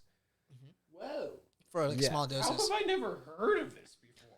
It's a. Where do I find it? I've never heard of it. The thing about the Datura is it's one of those drugs where it's like it's a complete dissociative, and not in a good way. That's not that I don't like dissociative. And for whatever reason, all of the reports about Datura, and its dissociative properties stem from people like having violent episodes. So the majority of people who do the drug end up being violent towards other people, regardless of if they've ever had any violent experiences. Oh, shit. So what happens is like when you listen to like a lot of people take it, and this could just be like crazy drug propaganda, but these are like niche YouTube videos of people who do drugs, and then they're like, no. This one guy was like, dude, I do a lot of psychedelics, and I took Datura like one time to just try it out, and I just remember my friend talking to me. It's like this crazy long YouTube video. He's like, my friend was talking to me. He's like trying to calm me down, and I was freaking out, and I like told him to get the fuck out of my house. Like and then like I wasn't in my house anymore, and I was just like in this other place, and there's like, giant spiders everywhere, and like I just felt completely tortured. But you don't feel high. That's the crazy thing about Datura is you don't feel like you're high at all. You feel like you're completely sober, and the shit's just happening. But you have no idea of where you are in space and time, even though you kind of think you do, but you're just kind of like teleporting. Yeah. And holy fuck. And so you just can't. There's no control. That's what the dissociative property of it is. You think you know what's going on, but you have no clue what's going on. Oh, you might recognize this because we've talked about this. Brugmansia is a small to mid-sized tree with large, strong, smelling trumpet-shaped flowers hanging downward. Most parts of the plant contain atropine, scopolamine, and hyoscyamine. It has been used as an admixture plant in ayahuasca brews, as well as in poisons and medicines in South America. So, if you've ever heard of scopolamine, which it is the most fucked up. But the plant that contains scopolamine, it's like actually like plant. Depending on which part of the plant you ingest, you will have like you will ingest like a different amount or some sort of like variation in the chemical that like some parts of this plant is actually extremely rewarding, like in the high, and then some of them you blank out for 3 days and wake up and like your house is gone because people have brainwashed you into scopolamine is this fucked up drug in like different countries where people will give this to you.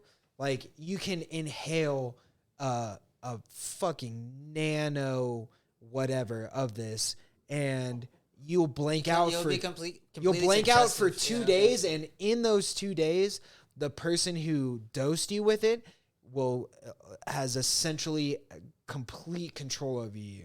Can do whatever they want. That's how they to. harvest drugs in other countries. Yeah. It's probably a big part of like illegal like organ harvesting trade. Yeah. Common in like the north. I didn't know that part was of the South trend, America. Like Scopolamine, people like, the will active ingredient empty in out I their didn't whole know that apartments either for the 'cause someone longest time snorted because some there's snips, different like there's different blue, parts of the that's usually plant. the Blue, blow and I've heard like, of devil tiny dust bit of before. it. when That's you like go what they to when you blow in go your to like face. this a country that tell you has not to this, even hang out around the tree that it grows from. But then it also, if you're a local and you know this plant, some people will say like, "Oh, just eat the petals and you'll have the greatest fucking time of your life." Like there's a part of the plant That's totally fine. that is totally great, Yeah. but then the stalk of the plant is like the worst fucking poison known to man. So this dude took Datura, and his friend was like trying to monitor him. Loses complete track of his friend. He thinks he kicks him out of his house. And then he just remembers this cat showing up in his house, and it starts to attack him. It turns into a spider, and he kills the cat. Oh shit. He wakes up in his house, or I think he wakes up in handcuffs or something. He's like in jail. He ended up like breaking into his neighbor's house, murdering their cat, and then getting arrested. Holy fuck. Thankfully, it's just their cat. Jesus. Yeah. Dude. He Shout had no out. recollection of even leaving his apartment. Imagine going to your neighbor's house and killing their pet. I was thinking that you have been home in your bedroom trying to be safe. He's like, I'm really fucked up right now. I need my friend to get out of here. How did this cat get in my apartment? Yeah. It wasn't like, oh, these people across the street are crazy. He was like, no, I need to protect myself from other people. Yeah. No, I've seen he completely that. broke into I've someone seen else's that apartment. on Salvia too before. I've had a friend It's dissociatives. that tried do to that. leave my house when we were doing Salvia, and like we had to like keep them in the house so that they didn't just wander off. Yeah. And then like a couple minutes later, they came to, and they're like, "What happened?" That was Yeah. the fucking worst experience of my life. Yeah. But they were in a totally different. They're in a totally different dimension. Yeah. And they could have, fuck. if no one was there to monitor It's them. like sleepwalking. They could have wandered off into nowhere, and they're in such a different place that any number of things could fucking. And then how do you happen. communicate with them too? Yeah. There's nothing you can do. In the town I went to college in, which is Shatter, Nebraska, and you guys can look this up. There's these two guys that were like best friends like through high school and stuff like that, and they were drinking a bunch, and they took like a lot of mushrooms, like probably at least like 8 grams, you know, like Yeah, it's serious. Hero like a, dose like kinda a shit, yeah, like literally heroic ass dose. And similar thing. The guy, the main guy who I'm talking about, had like a thing where he thought that he was like saving the day, right? Like he ended up fucking killing his best friend in this trip. Shit. And he just kind of like came out of it in handcuffs in the police station. Like they're bringing him into the police station. It was like, yo, what the fuck's happening? Like, and he literally murdered his best friend. And this is a small ass town, like 4,500 people. Like no shit. Yeah. And this happened.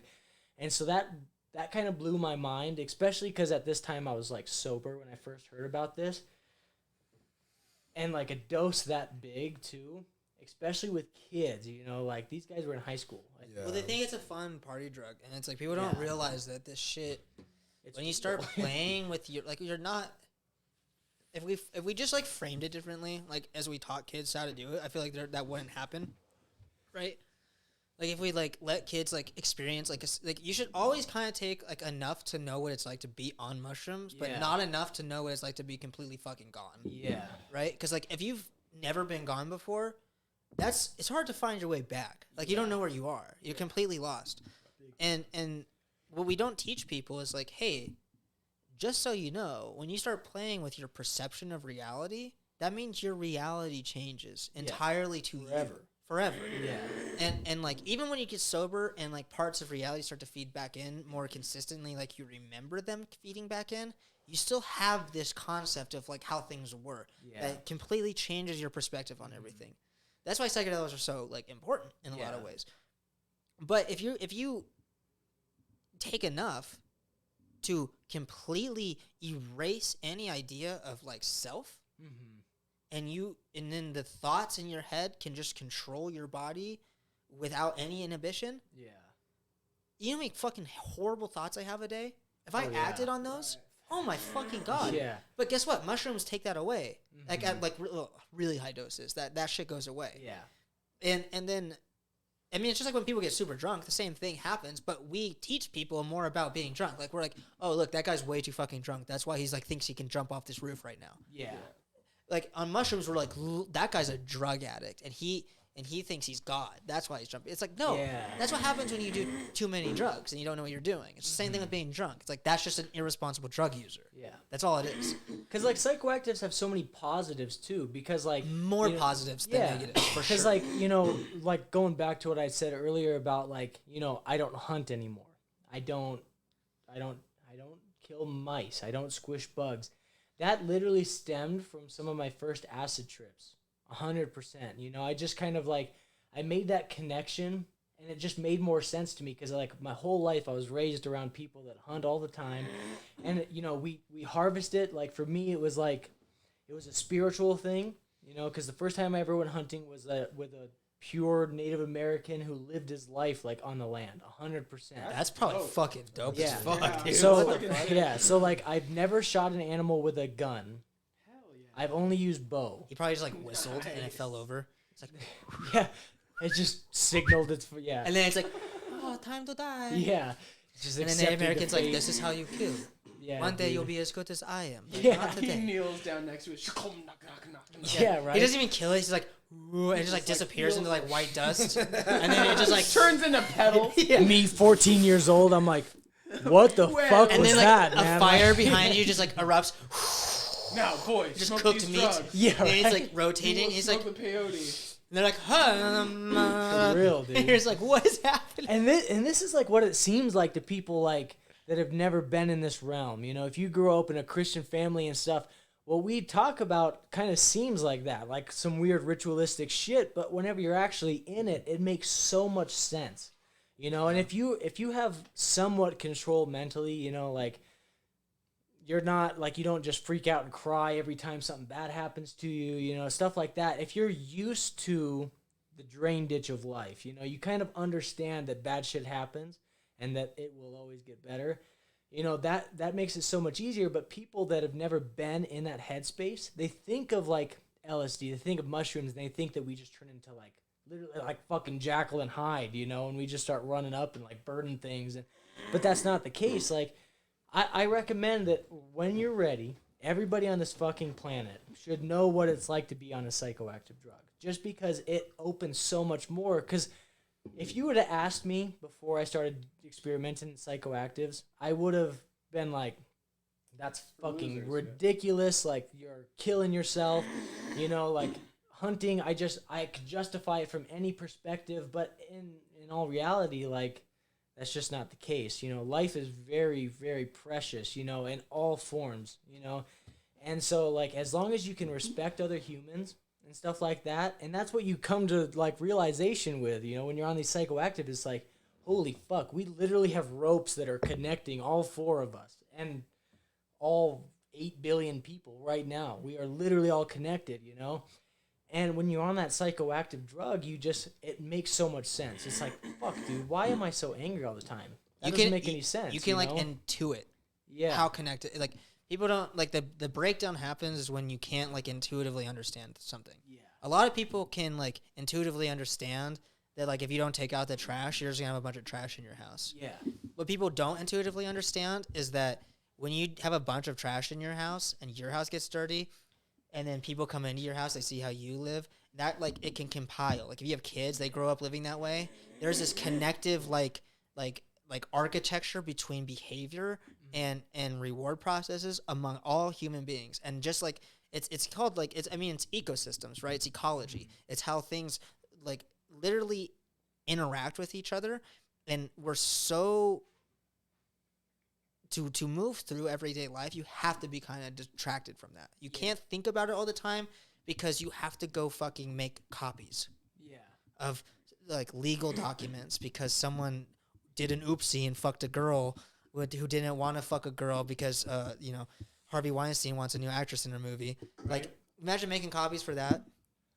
Like the legal papers, like, hey, you need to sign this NDA that says that he didn't rape you. Yeah, right? Like, okay. Like, you're not thinking about the interconnection of human beings and, like, how troublesome that is for the entire universe. Yeah. Like, the universal, like, potential possibilities that arise, like, the catastrophe that arises from that, like, that malbehavior is so beyond what we can even rationalize in the moment. But if you get, like, a little too high, like, you take a dap hit and you, like, learn about that kind of shit, you're, like, crying. Because you feel... like it's not just the empathy, but you feel the intensity. Are you leaving? Yeah, maybe. Oh, okay. What? He's like, this is the My time to mom was leave. sleeping in my house tonight. She's texting me like, I can't get a bed. Your mom is till you always get sleeping out." when we do a Time to get some podcast. pussy. Are you guys going out later? Or are you just chilling? Maybe. We might. I don't give a fuck. I don't work till 10. Ooh. Shit. Yeah. Yo, good to see you. Thanks for having me on the podcast. Thank you. Yeah, dude. I'll see you. You're gay. You're gay, dude. There's nothing wrong with being gay, though. Super gay. And also, That's all. by the way, there's nothing wrong with that. Yeah. That's so fucking awesome. Man, this is killer shit. Bet. Yeah. The mango. Yeah, dude. I don't know. It's just like, it just makes so much more fucking sense, man. I have like my best friend. Shout out to Brandon Kyle. So many shout outs in this. This is my first podcast ever, so forgive me for that. But Brandon Kyle and I, we lived in the same house. We used to hate each other. Not hate each other, but we definitely were not friends. On the same wrestling team. A girl broke his heart, cheated on him. Were you friends? No. How did you move in with each other? So this is how it happened. Him and his best friend at the time and his girlfriend were all living in one house. She was fucking his best friend when he goes, I think he got home from work and they were like fucking in the car or something like that. Some crazy shit. And we don't talk about it because we're past that now. But what happened is I was like, yo, Brandon, do you want to get high? I come over with my dad pen. We fucking just would get super stoned. He's got a guitar sitting in the corner of his room. I'm like, hey, man, I can't really play, but I can play some chords. Like, you want to learn how to play that thing? And we watch a John Mayer documentary, and we just, like, bonded. We started smoking all the time, and then I got this opportunity where I had a job where I had a house that came with it, and I was like, dude, you want to come live with me? Rent's $150 a night, or like a month, I mean. You know, like a month, Yeah. 150 is all they paid. And in utilities, so like 180 is what it came out to, you know. And he was like, yeah, dude, I'm about it. And perspective lacks what happens inside of that house. But we did a lot of drugs. Like not crazy drugs. We did a lot of acid. We did a lot of mushrooms. And we just, honestly, what it was is we just talked about emotions and things that we like. You know, we talked about guitar. We talked about how fucking girls are, you know, relationships are tough and all that sort of stuff. And he comes from a family, like a real good family, he's got 2 brothers, everybody does well in school, everybody's successful, everybody's happy. I came from the drain ditch, you know? And so it was like 2 opposite ends of the...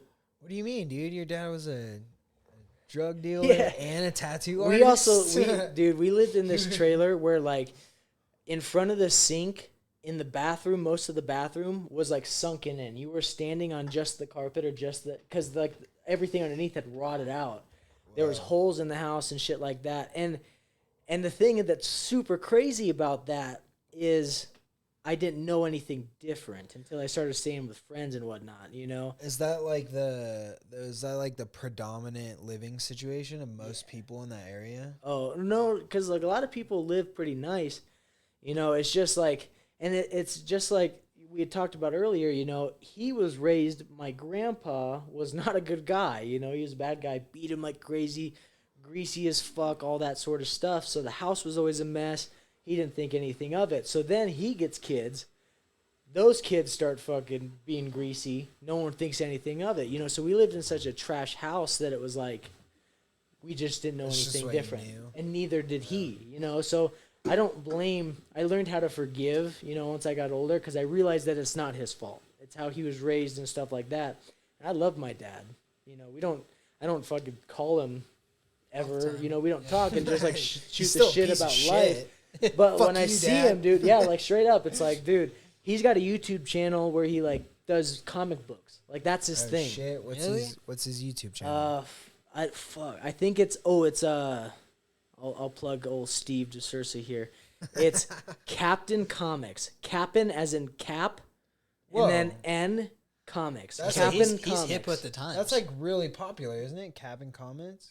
Cabin Comics? He's got more followers and he has more Me. views on his YouTube channel I've than heard that I've name ever before. had. Captain Comics. That's And interesting. and he'll like dress up as a pirate and shit. He's like a super weird guy, but at the same time, like I understand the hurt in a man. You know, I understand that life happens, and I don't like I get that it's not your fault. You know, like you could have made choices differently. Like me, I've made a lot of choices because I had people in my life that said that's probably not the best way, but I always thought for myself. So it's like I'm not gonna follow the cookie cutter route. You know. Yeah. But at the same time, I would like to do things right because in reality, the good guy wins. You know, like if you're At least wins for himself, exactly right? because Like, that's what it people comes don't down realize. to. Yeah. Yeah, It's like you're not winning for the eyes of others. You're No, winning yeah. for the eyes of yourself. 'Cause that's ego, You're yeah. the judge of your own actions. yeah, 100%. I think that's what Buddhism teaches the most Yeah. of. Is like your perspective on life is the only one that you can validate. You don't even know if other 100%. people exist. Yes. You don't. Yeah, And so like why are you living for this non-existent majority yeah, when the only thing that you can validate, at least from your perspective, is you? yeah, So live to please you. Mm-hmm. And that doesn't mean like people interpret that the wrong way, right? yeah, yeah. Like And some people who are in that situation also think like, you know, well, for me, I don't give a fuck. You know, so it's like that makes me maladaptive happy. behavior, yeah. You know, so that's something that happens too. But and that's why I think it's so important to surround yourself with people that maybe, you know, are on the border. You know, I like to sit on the edge and kind of see like what's happening on both ends.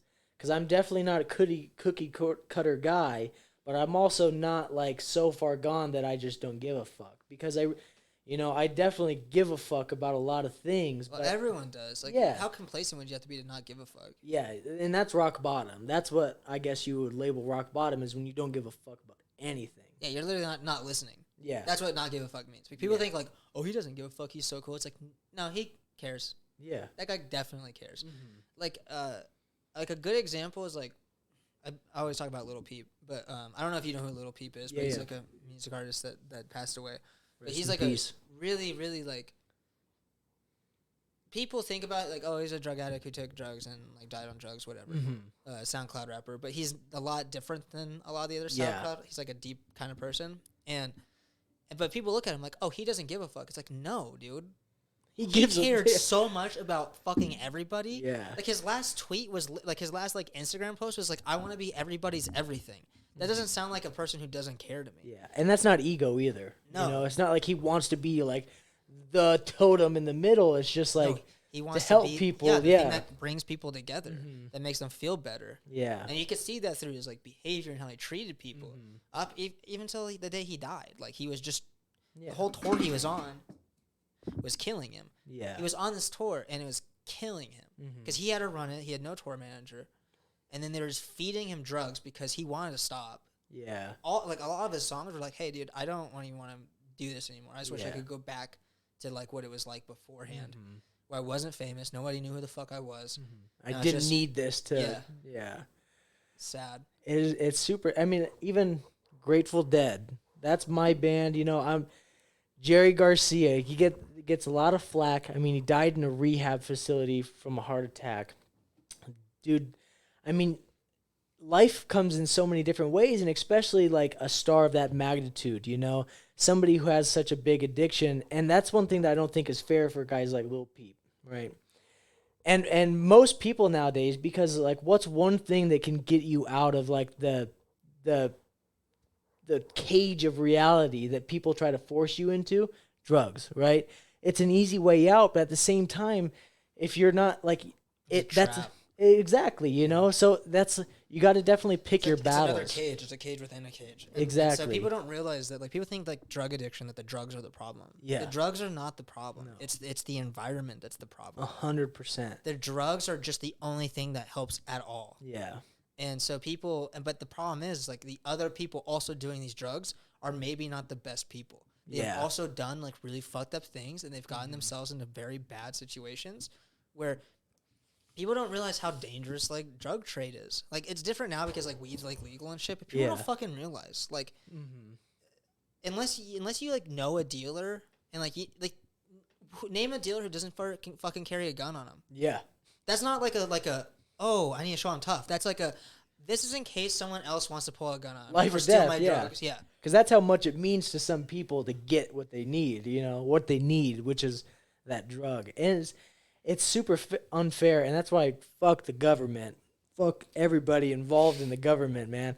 Because they don't give a fuck about people like that. I don't give a fuck. You know, and like psychology is such a huge thing, and I'll bring this up 100 times. That age of fucking 5 to 10 years old, what happens in that window literally will directly affect the rest of your life. And, you know, I'm diagnosed PTSD from my childhood. But at the same time, like, I don't necessarily let that affect me. I don't think about stuff that happened when I was a kid and stuff like that, just because I had so many positive forces. But I also allowed myself to think outside of it, because everybody's going to give their 2 cents. Like, oh, you didn't deserve that. You don't deserve this. But at the same time, like, dude, that's fucking life. Like, what do I do next? It's not about what you deserve. Yeah, Yeah. right? Yeah. It's like, what do I do next? You know, like, what's the next step I'm going to take to help get me not only out of that position, but help me start a new one, so, like, when I have kids, I don't live in a greasy trailer where there's holes in the floor. You know, stuff like that. Like, I'm not eating spaghetti or peanut butter and jellies every night. That sort of shit. And, like, and not to make anybody feel like bad, because the thing is that's the last thing I want to do. What I want to do is for people to like read books, to be interested in things, to care about love, you know. I love love, you know. The thing is, like, anybody that's actually like ever been in that situation is not feeling bad about what you said. Yeah. They're like, yeah, dude, this sucks. I don't want this for my whole life. Like they can, especially now with the internet, they see what people can live like. Yeah. You can see it all over the place, and you're like, why can't I have that? Also, like, I want that. PB&J's and spaghetti. I can't eat that shit anymore. It's not that bad. Dude, I'll fuck with the peanut butter and White jelly. privileged son of a bitch. Dude, I literally to this day, I can eat pizza, but like spaghetti, like I can't eat. Yo, I can't eat red raviolis, sauce, bro. That fucking like Chef because I eat it so Boyardee much. shit. No, like the Oh, cans, bro. fuck us Fuck some- that. You know what's good? Spaghettios. Spaghettios.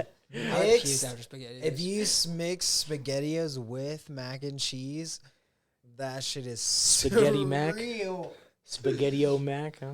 Macchios. That actually sounds like a fucking fuego ass Spamacchios. Mac, chili mac. When I was on the road, man, what I would do is I'd go to the dollar store, I'd get a can of chili, and I'd get a can of this like Max, like it's just noodles essentially, and get some fucking ground beef. Oh, mix that shit together, bro. But what is that fucking hamburger helper? Yo, dude, hamburger helper was Shout another out. one of them things. Okay, yeah, That so- glove, man, the White 4-finger trash love, glove. brother. Yeah, straight up. I always say this to all my buddies too, because like it's funny. 'Cause people always think I'm like some like rich snobby kid, especially like in college, Really? because I always would dress like super Super, like, nice and nice. Okay. you know, because like you're the CEO of yourself, you know. Yeah, so okay. like if I present myself well, people, Well, if your business looks all pretty, people will come to the business because like, especially if, you know, it looks nice. If they see me here, you know, I might get a good rep. So people would kind of hang out with me because they think I was in that scene, but I was still a rat. And I always say this to my friends: you can take the kid out the struggle, but you can't take the struggle out the kid, you know?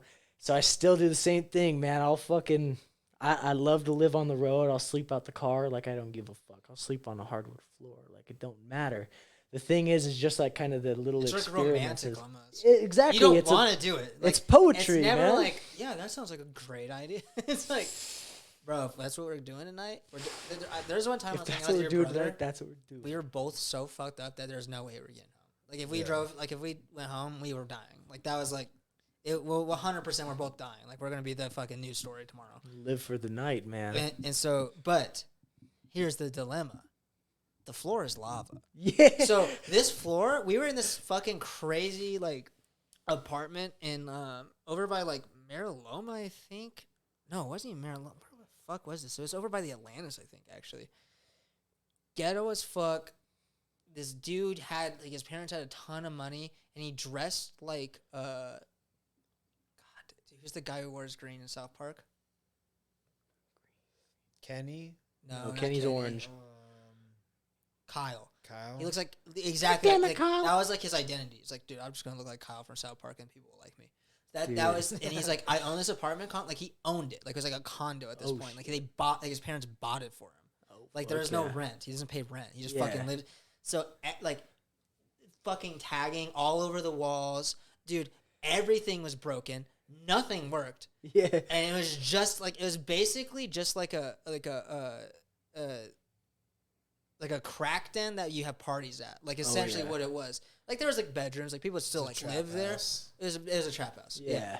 And so the floor, me and Blue were like looking and we're like, dude, I think we got to sleep here. And they're like, yeah, you guys can sleep here. And I'm like, I know, but like look at your floor. Like, Yeah. dude, there is just like puke and like piss and who knows what else is on this floor. Every fluid Dude, you like could you couldn't like imagine. lift. It was carpet too, so like you lift your foot up, it's just like Yeah. off carpet, Peeling bro. yourself Off off it. carpet. Yeah. You're like stuck to the carpet. It's not even Fuck, like dude. like laminate floors. Uh, And so you're just like, dude, there's no way I'm putting my face on this floor.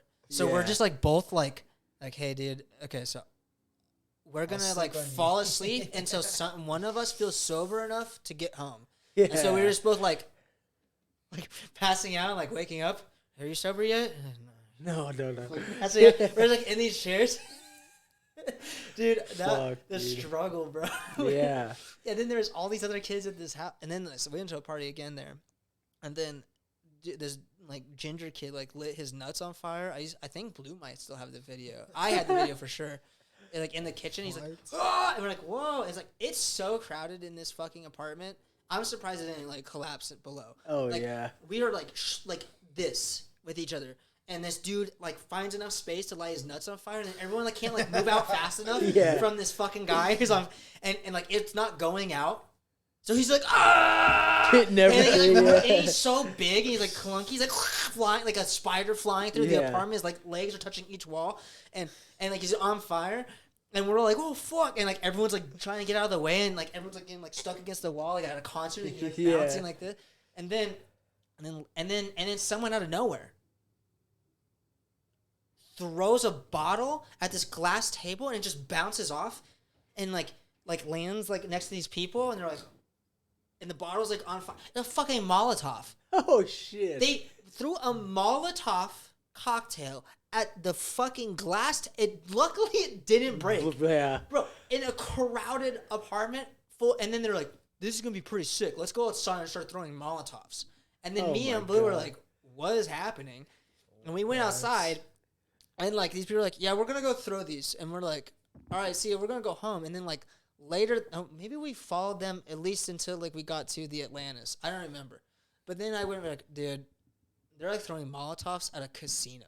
Like we're gonna get arrested. Like this Yeah. isn't like we're gonna get fucked for this." So like let's just go home. So we went home, and then like I'm at like school, and my mom like texted me. She's like, "Were you at the Atlantis last night?" And I was like, "No." What's up? She's like, "Why? What's up, Mom?" She's like, "Did you hear about this?" I was like, "No." She's like 3 kids arrested for throwing Molotovs at the Atlantis. And I was like, holy shit. Oh yeah. It was the Peppermill, not the Atlantis. Oh shit. Bro, Shout out to that- the peppermill. Shout out to the Peppermill. Dude, I was like, ooh, That's like, wild as damn. fuck. Skated away from that one. 'Cause Yeah, like, fuck, holy dude. fuck, we must have left just in time. Damn, that's so wild. Shit like that don't happen in South Dakota, folks. I'm 2 telling people you. got stabbed at that party. Whoa. 2 people. And that was like a common occurrence to every party I went to in Reno. We're Yeah. like, only 2? Just like, That's not bad. It's so, We should go back there. There was one time me and Blue went to a party. It was a Halloween party, and we were we don't know, like in high school for whatever reason it was easy to go to parties that you just didn't know about. Yeah. Like you didn't know anyone there, and you're just like, I know a guy who's going to it, Yeah. and they're like, that's good enough. So you just go, and it's like we're high schoolers, so trying to get into a college party over up on college like road or whatever. It's like off of McCarran, and so we go up into these houses. They're nice houses. They're like, 2-story, normal like family houses, but it's like only college students live there. So there's like a cul-de-sac, and we're driving up to the cul-de-sac, and like people are like fleeing from the cul-de-sac, and we're like, why is everyone leaving the party? And then like we get up there, and then like, hey, is the party still happening? And they're like, no, dude, everyone's got to go. The cops are coming. And we're like, what? Like, yeah, dude, the cops are coming. And I was like, okay. And then we're like driving, and we're like just stuck in like the traffic leaving the party. Oh yeah. Just away from the cul-de-sac. We're like, what the fuck is this? Like, and then we pull up, and then like we're looking outside the window. The window's down, and there's like all these people like walking and stuff. And then there's just guy like laying on the ground. There's like 3 people laying. We're like, oh my god! Like someone call 911. Get an ambulance here. Get an ambulance. Oh. Fuck. You're like, he's not breathing. He's not breathing. And we're like, what happened? He's like, someone shot him. Someone shot him at the fucking party. Oh wow. And then we called up our friend Marcus, and we're like, hey, dude, this party is bunk. Yeah. He's not like, it's pull okay. up. We'll through to the next one. And we went like literally up the street and around the corner to another party that same night where I met like old friends from like elementary school. Yeah. That's just what it's like growing up. You guys in are Reno. all just bonding about that. We're like looking at a guy The who's dude that probably got dead shot. now. Yeah. We're like, holy that fuck. sucks. Party on, Garth. And like we joke. He got dealt a bad hand, man. Fuck. And now That's I look the back, reality and of then it, I went to though. San Diego, where, like, going from parties where people were getting like stabbed and shot, and then I go to San Diego. So here's the funny. Oh, this is the story I was gonna say about college. Is when I applied for San Diego, I just wanted to get out of like UNR. Like I live with my mom. I needed to get the fuck out of here. I couldn't find a job that paid me enough to like live on my own. I had no skills. So I was like, I need to get the fuck out. So if I can just go to college, I can get away. And so I started looking for places that do like neuroscience, like number 1 in neuroscience. And then I found UCSD. My ex has a friend that went to UCSD. So I was like, fuck yeah. And she was like a hot bitch, like party bitch. And I was like, oh yeah. Like, I can't wait. Like, we're going to UCSD, San Diego, live on the beach, party every day. Oh yeah. Fucking, yeah. Yeah. I just wanted to go party for 4 years. That's all I wanted to do. But have the excuse, like, oh, it's the number 1 neuroscience. Yeah, yeah. And So then, when aunt and uncle ask, yeah. So I, like, fucking typed in, and then, like, I did my application, and miraculously I got it. And I'm going, and I'm, like, there, and then, like, and then I'm like, wait a minute. This place doesn't seem as advertised. Where's the football team? Yeah. And then I, like, Google UCSD, and they don't have a football team. I was like, I swear they Banana slugs, right? No. What is that? Where Santa are the Barbara triangles? is Yes. the banana Yeah. slugs. And then, and I was like, well, that's weird. What's happening? Like, where, like, this girl, like, my ex dates this, like, my ex, like, had a friend that was, like, super fucking hot, and she goes to UCSD. They have a football team. They have, like, a crazy party life. I've seen the Snapchat stories. Like, Yeah. I want this. Where is this? I looked it up, and this is when I found out that not everywhere is like Reno. Yeah. You don't just have one college. San Diego has like 6 fucking colleges in It's it, like San and Diego I thought, State. yeah, SDSU. I thought I applied to SDSU. Yes, bro. Fuck. SDSU is the party school. Yeah. I went, and then I like looked up UCSD, and it's like UC socially dead. Like, that's literally the acronym that describes the campus. Oh fuck. And I was like, oh great, here we Yeah. go. What's the fucking that line? It's like state schools are Dude, state schools are the best. state schools Shout are out to where Chevron State. the girls are half as hot, or half as smart, but twice as It's hot, yes. Yeah. twice as likely Twice to as fillet. drunk. Yeah. Oh, it's from Superbad. Oh fuck yeah. Dude, state schools are the fucking shit, bro. Like, here's my whole philosophy on it, is if your school doesn't have a football team, you don't have, like, the potential of high-paid athletes coming into your university, so why would you have high-paid hot talent coming in, right? So if you want super hot fucking girls to go to your school, let's think about the economics of, like, attractiveness. If you're a super hot girl and you have money and you're going to go to college, you're not going to go to Harvard. Because Harvard doesn't have a good football team. You're gonna go to where you can hang out with, like, you're gonna go to Duke University. You're gonna go to SDSU. You're gonna go to Penn State. That's where the hot girls go. You're gonna go to Florida State University because goddamn, you're gonna fucking date the future NFL player. SDSU football players are better than UC San Diego football. There is no UC San Diego football. So here's the thing: they just don't. is the La Jolla is the technical city that UCSD exists in, and La Jolla is like notoriously anti-Semitic. No way. Yeah, they hate Jewish people. I don't know why that has to do anything with football, but also they also hate parties and shit. So we're not allowed to have any frat row. We're not allowed to have a football team because they think that's too much like nonsense, and the school just caves to it. They're like, okay, If you say so. yeah, let us live in the city. Well, it's probably money too. But literally, the thing about it is like you go to SDSU, there's like low income housing like all over the place. Mm-hmm. You go to like UCSD, you walk across the street, and there's some of the most expensive houses on the planet. Like literally, I could walk to. One time I got so fucked up, and like UCSD is literally on the coastline. Like you can walk to the coastline in like 2 minutes.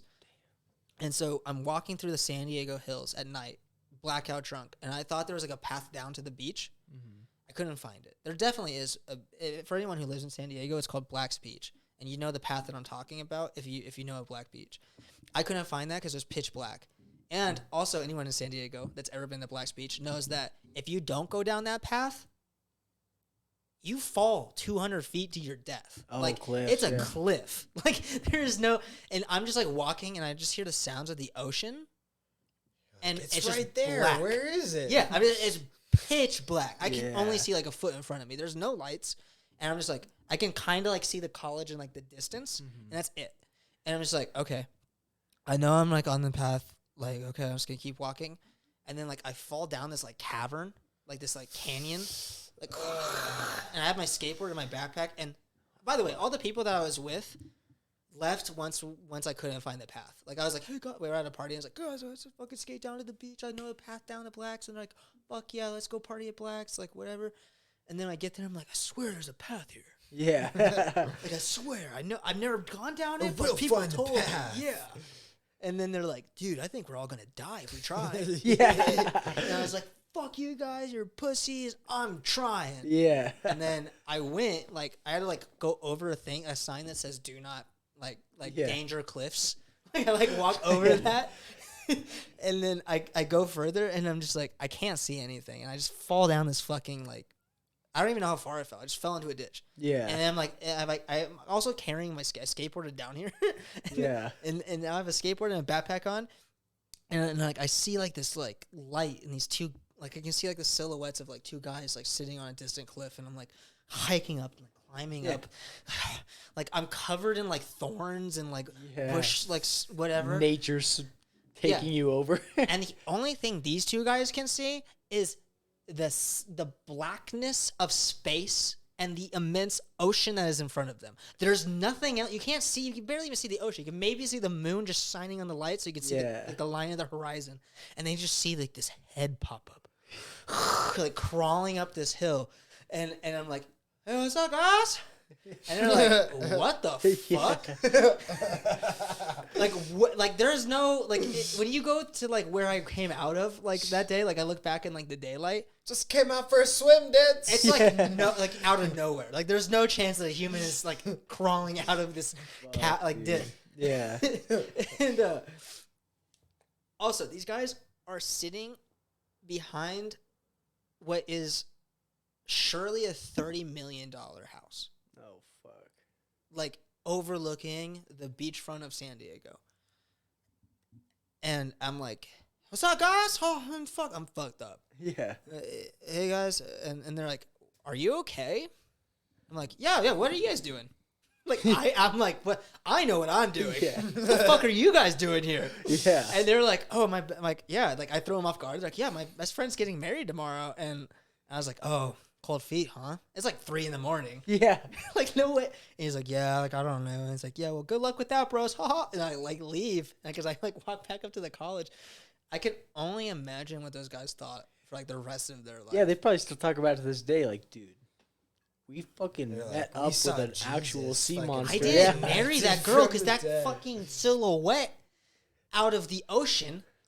It was a sign. That's so Yeah, crazy. if I was that day I was a sign from God. They got. I was the like, don't marry her if they you're got out the here. I was sign like, that they left. were looking for. If you're out here, she's not the Fuck, one. dude. Peace out, bro. Yeah. Look, I was like, look at your house, dude. You can get any girl you want. Bye. Yeah. Not like left. And then the funniest part is like I'm crawling, like I'm finally back on the campus. I'm like walking through the bushes and I'm fucked up. And, like I'm not even walking on the paths that are like made for people. I'm like walking into bushes because I'm so drunk. And then I see this dude. He's like, right? And I was like, oh, fuck. Like I just think like the cop. Like I'm like, oh, here comes campus security, like to get me in trouble or whatever. He's like, all right. And then it's my friend Mike. Oh, fuck. And he's this Korean guy, and he's like really tall, and he's really funny. And he's the guy who was hosting the party before. He's like, "Oh my God, Ari, what's up, Ari? How you doing? Like, where the fuck did you go, man?" Yeah. Holy shit. And I was like, "Oh, dude, I couldn't find it." he's like, "Oh, yeah." Like, I completely forgot that we even went And down then like You the saw, next like, chapter of the dirt. yeah, night he's like, just "You look starts. terrible." Yeah. If I told you about all that went down, man, it'd burn off both your ears. Like, Yeah, fuck, bro. dude. That is so cool, man. But that was like the night I realized I was like, hey, dude, maybe. Well, that was one of the nights. There was another night where we went back from this party and it was like downtown San Diego, and then we took a bus back to like a bus stop. It was like a party bus, and we went back as part of a fraternity thing, and then it dropped us off like close to the college, but not like that close. And I was like, I found out, huh? And then like walking home and I'm like fucking like I remember tearing down this construction fence, and it was such a long fence. Like I thought it was just like one fence thing, like a big like 6-foot square. And I thought I had to get over it for whatever reason. I was like, that's the sidewalk over there. Like, cause I was like telling people like, don't walk on the sidewalk. We're doing things to it. But I was like, I need to get to the sidewalk to be a good I was in the street, like in the middle of the road. I need to be a good pedestrian. So I'm like trying to crawl over it, and like I can't. So I'm just like falling. And the whole thing comes down. I'm like, this is a lot heavier than I thought.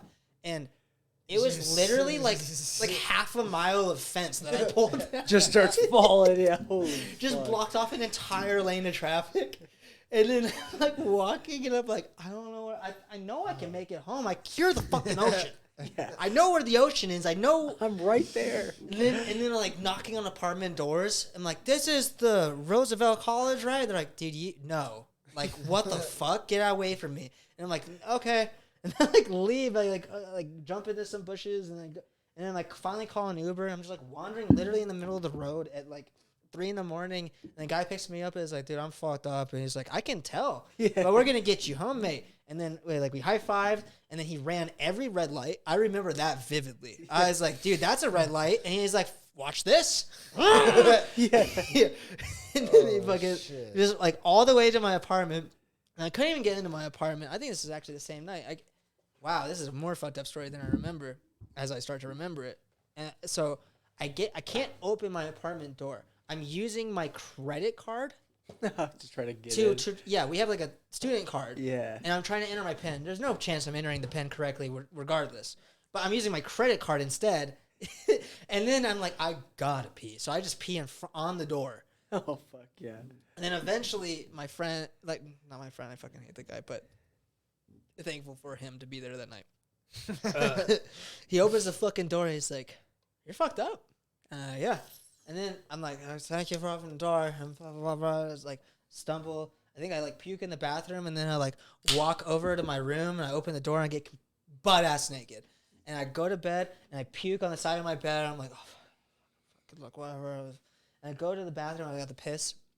And then I get there. And I always locked my door in college. Every time I left the room, I always locked it because I had my keys on me. Because I didn't want those fucking creepy dudes that I roomed with going into my fucking room. Because like, they would. It's fucking... anyways. So I go into the bathroom and I'm fucking pissing. And I'm like, that's good. Okay, look, we made it. Like, I made it home. I'm thinking I'm a fucking survivor. I did this. You don't even know what I went through. I was in the middle of the road tonight. I was like taking videos like for like I thought it was Snapchat, but it was just videos like on my phone. Camera roll. like like climbing over this fence and like into this business that I didn't belong in. But then I go to like open my door, and it's locked because I have the habit of always locking my door. Yeah. But I'm never naked when I leave. But I'm naked now, and then I'm like, oh fuck. So I like knock on their door, and these guys are like, "Oh, dude, you're naked. Do you want like?" I was like, "I'm fucked up. I'm sorry." And then I just remember being so hungover the next day that like I had to like crawl to the living room to like eat something, and then crawl back to my like literally crawl on the floor. Like I couldn't move. And then like only like a year or 2 years later did I realize like, oh, maybe I shouldn't drink like that. Yeah. It doesn't always have to get Maybe to I that don't level always yet. have to get that fucked up. It's important though to experience a couple of nights like that, man. That builds character like a son of a bitch. Big time. Dude, I wish it involved more sex and hot girls. Yeah. I really do. Like I wish those stories sound like, but then you fucked the hot girl, right? Like you got the girl at the end of the You're right. night and like she was like super in. No.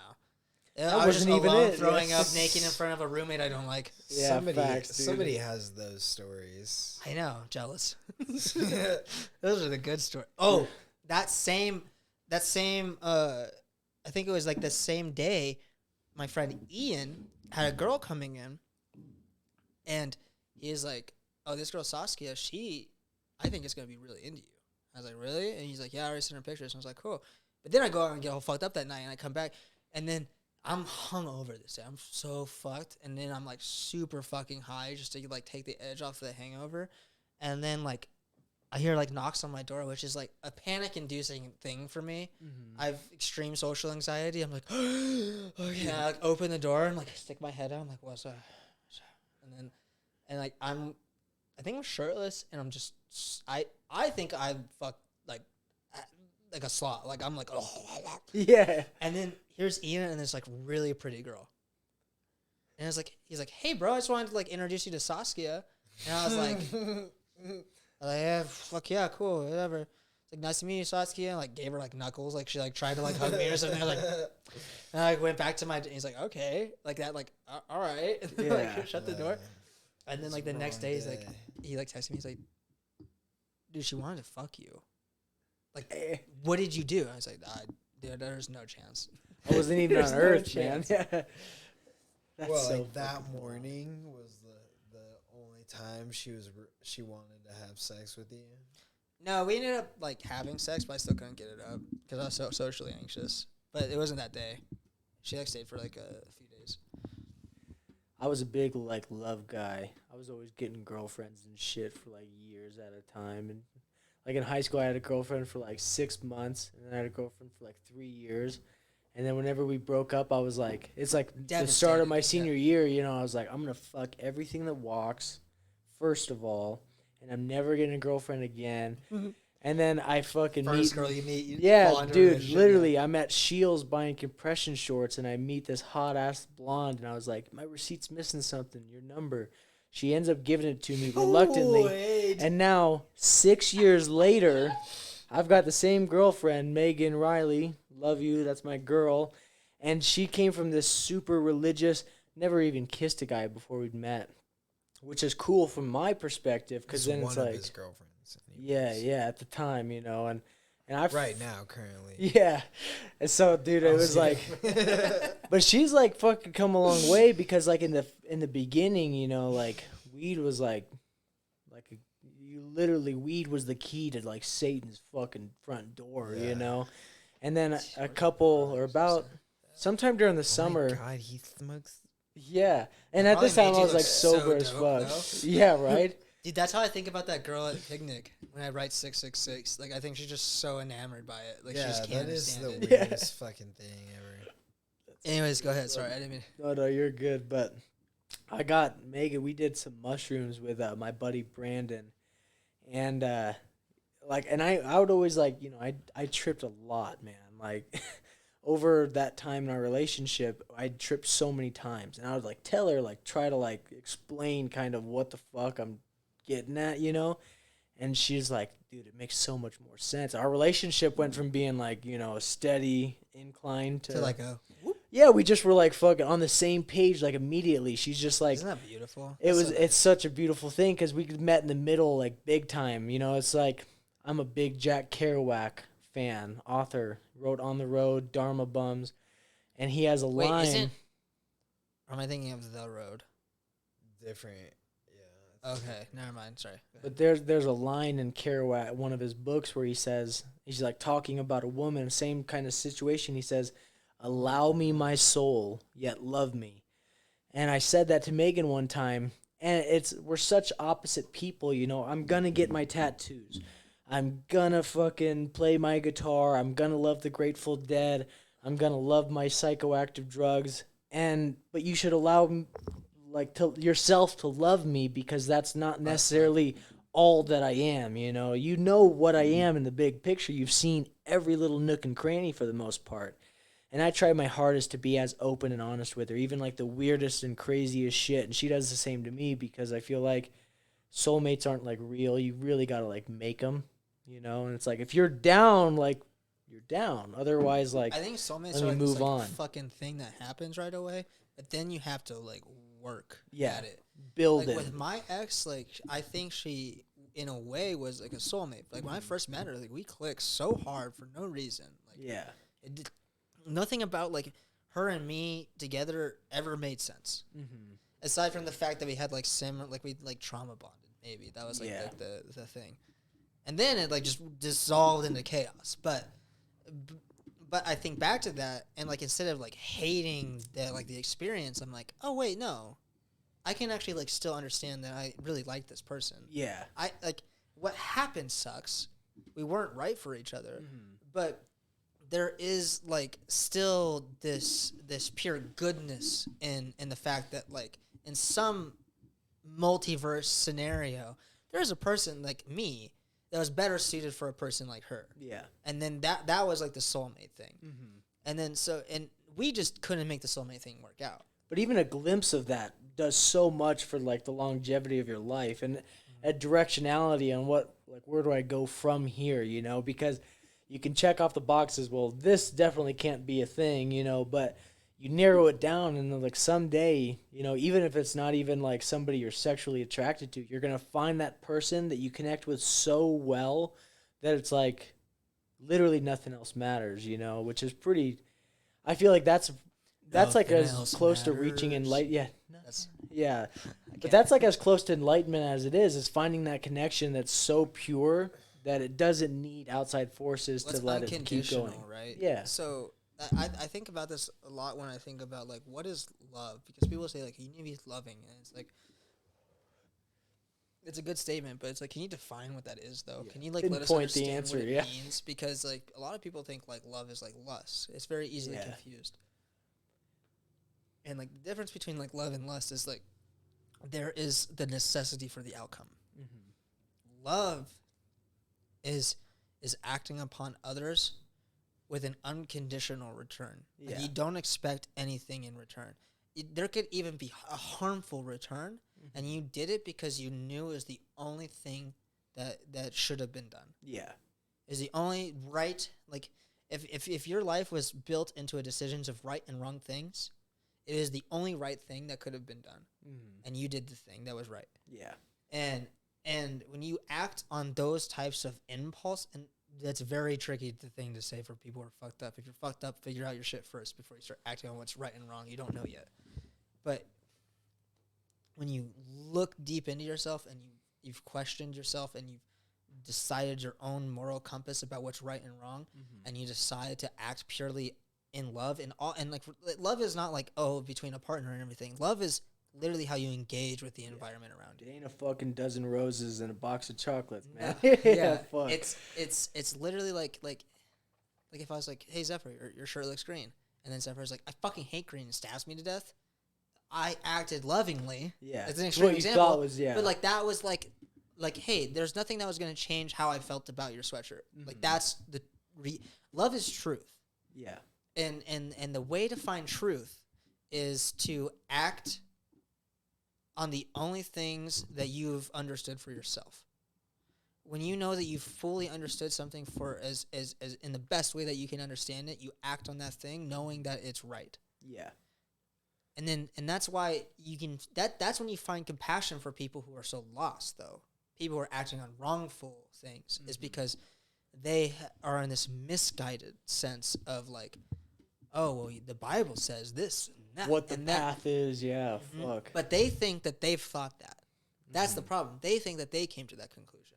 No, someone else came to that conclusion for you, and they made it easy for you to decide what your action should be. Love is when you come to that conclusion for yourself, and you make the justful decision to act on it, regardless of the decision or regardless of the outcome. Man, that is fucking spot on. Take notes, kids. Write that down. Clip it. Yeah, fuck, dude. That's really good shit right there. What I want to know is, when did you guys start going gay for each other? I think when we met. Like, it was in the past couple hours. You guys were just 100%. Once he said I wrestle. Yeah, would it's you like, say that you damn, two, hands down, yeah, fuck. It's like, pin would me, you baby. say that you two are in some way soulmates? I think that it's entirely possible. I think we're soulmates, yeah. I think it's one of those things where I guess we'll fucking see, you know? It just turns into like a gay orgy. Where it's like all just like. Tune in next That's week. what love is. Yeah. Just dicks in your throat, just quacking. Yeah, right. Yeah, tune in next week and we'll get to the bottom of this, but no, fuck, man. I'm gonna get to the bottom of it right now. Bottom of these balls. That's so fucking awesome. No, but like I really do think that that's what like love is like this, because the thing about it that I think unconditional, the it's almost like unconditional is too saying unconditional love is like too cliche. it's almost like the unconditional part doesn't need to be there. Not when you fully understand it, right? Like Yeah. the unconditional part is an implied part, but it's important to speak about like people don't understand what the word unconditional means. Mm-hmm. They hear it and then they it's like when you like teach kids how to read based on context clues. Yeah. They don't actually know what that word means. They just know it points towards a direction. So that's what unconditional is. Unconditional is just a word that people didn't really actually fucking ever learn what it means. They just can point into the understanding of like, oh, it just means like you just don't care, right? Like if you ask people like, what does unconditional mean? Define it. Freaking It means there is no condition. No matter what. And then you're like, okay. Now you have to know a different word. What does condition mean? Yeah. It means there is no behavior or habitual like proposition being asserted onto a situation. Now you get into this really complex philosophical field. Yeah. When you start to break down words, it becomes harder and harder to understand what like they really are talking about. Not to mention that loving someone might be like this might be a pretty big stretch, but loving someone could totally be like smacking the shit out of them at the opportune moment. That literally could be it, you I know, think, given the like, situation. Obviously acting with like physical violence is a pretty big stretch, but like loving someone could, in the worst case scenario, depending on how you look at it. Yeah, and it's be, not necessarily like, loving murdering them them. as like a person. I love you so much that I'm gonna murder you. Well, here's why that happens though. That's based on a conditional pretense that they weren't doing something that you expected from them. So people don't typically murder people if they do exactly what they want them to do. Yeah. So there's an intention. Well, yeah, but behind- what if you like got hit by a train and you're just made? That's a different thing. That's like- a much different thing than like just murdering somebody out of like a exactly. reason. But we're still talking about love. Well, now you're talking about compassion. You're like, I think I understand you well enough that you would rather me kill you and take you out of this life than you just be obliterated by a train and bleed out while I like cry over your body. Mm-hmm. So if I can put you out, I'll put you out, and I'll do that right in the most respectful way. And that's like on an extreme level because not many people are ever going to experience that. Most part, love could be like, this guy's too fucked up. I'm gonna knock him out so he doesn't do anything too crazy. That's just love. Like, I'm looking out for you. I don't give a fuck who you are. That's like man love. Yeah, it's like, that's like, I'm hey, going to help bro. you not end up in jail tonight, maybe. You know, And then he like, wakes up, he's like, made the right call. yeah. I might have lost like a couple years. I guess Yeah. Fuck. the point I'm getting to is that like the idea of love is so abstract that it's literally almost, you could say, based on a moment to moment. You're defining love on a moment to moment basis. If you say like, oh, punching this guy in the face is the most loving thing I could do right now. Well, yeah. Like, Then here's the thing. Who's this? Like, you reminds me can't of this punch phrase. someone in the face when they wake up in the morning and say that's loving them. But why would you do that? So you got to look at the intention behind the action.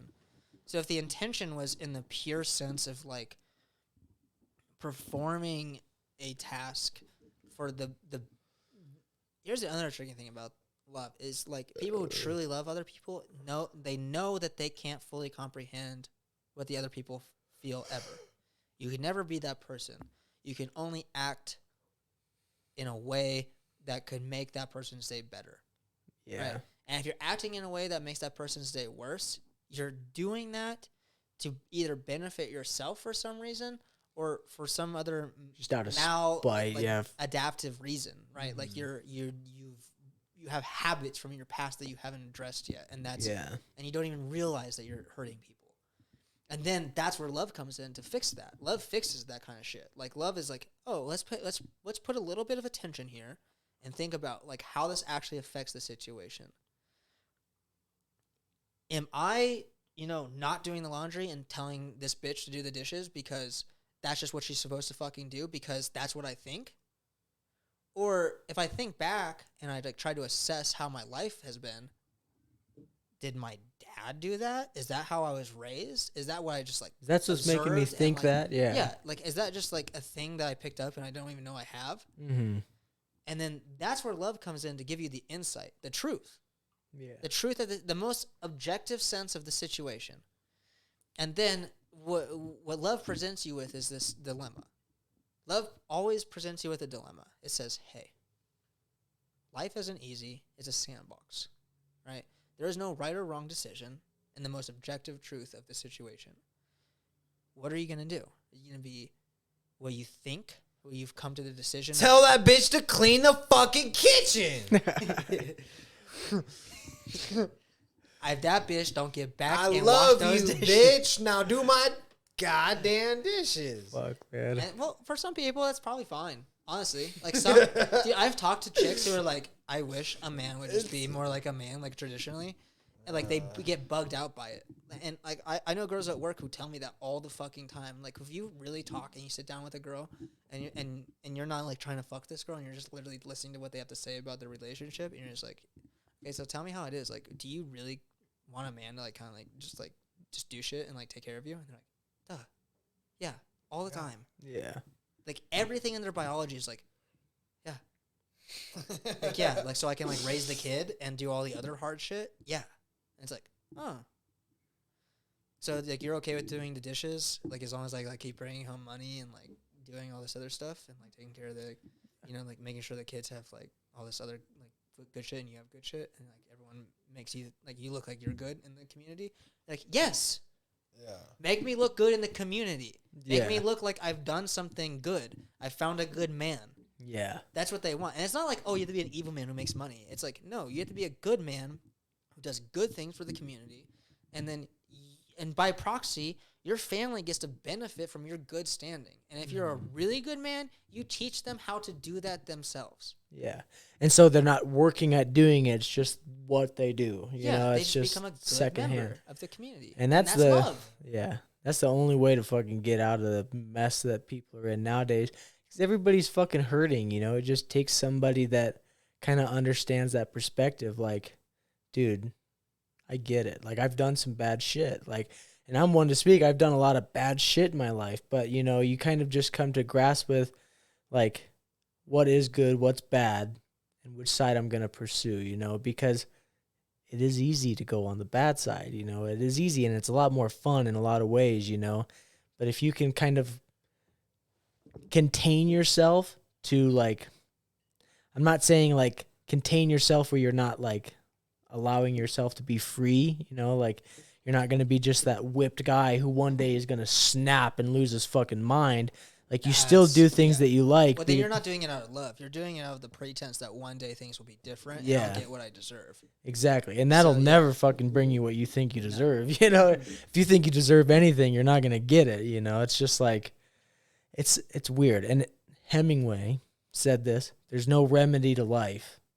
And he shot himself in the face. The guy had more money than anybody, you know, at the time. He was like a billionaire. Yeah, had all Dude, this. He was so fucking rich for his time.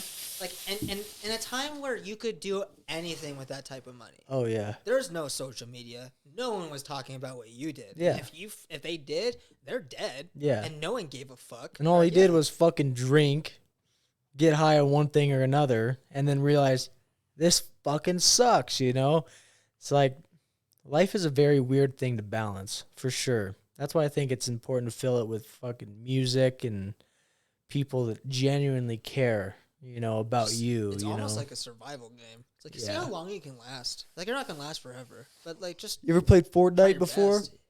It's literally Fortnite, but a couple less guns and you don't I've build been as much. contemplating getting into VR Fortnite. That actually kind of sounds I fun. don't play video games at I wanna all. get a VR but setup. I've been thinking about, because you have so much space here, I want to bring like my VR shit here. But I'm super run into basic my right now. walls. I just Yeah, have fuck. the Oculus. But You have an Oculus? Yeah. How many times have you jacked off with it? Dude, the day I got it, I Yeah. jerked off twice. Dude, I swear, like, if you go on Pornhub too, you'll find the best video ever. You know, you, like, go on it where you can see, like, you know, it's like, dude, high quality, good. You click on it's VR, and then there's two of them, and you're like, fuck, yeah. It's all right, I got to get out of that. And you go to another one. Dude. You're, like, looking around. Like, It actually is fuck, like dude. it's actually kind of platform dependent. Like I have the Oculus Quest 2, and like some of the VR doesn't matter. it looks like you're watching like a 1980s porn flick. Like, Yeah. it's all blurry. Like, it's like away from you. 10 It total actually- pixels. It looks like you're in a like you're looking at it with a fisheye lens. Yeah. You're like her pussy gets weird if all it just touches matte. the edge. Yeah, fuck. Bro, that shit's He, like, wild. warps into a black hole. Yeah, fuck. Man, that fucking But virtual yes, reality jerked shit. off within the few hours that it came to my doorstep. How could you I not, came. though? Dude, the minute, like, the only thing I'd be thinking about is, like, I have to I see jerked what off porn- to Yeah, the yeah, I dude. jerked off knowing that it was sitting on my doorstep. I went Yeah. and watched. Yeah, fuck. That's so I gotta legendary. prepare for this VR shit. Gotta get ready. I don't want to be an amateur up in this space. Yeah, fuck. No, you know what I realized? What? They have like the VR porn has gone like it's gone to the it's already like all the things that Is you it next think, level? all the things that you think that porn did well in regular space already is happening in VR space. What do you mean? Like, can you touch things? Can you grab titties and they move? Okay, yeah. There are VR porn games Where it's you like, can, I bet those are way better than real porn.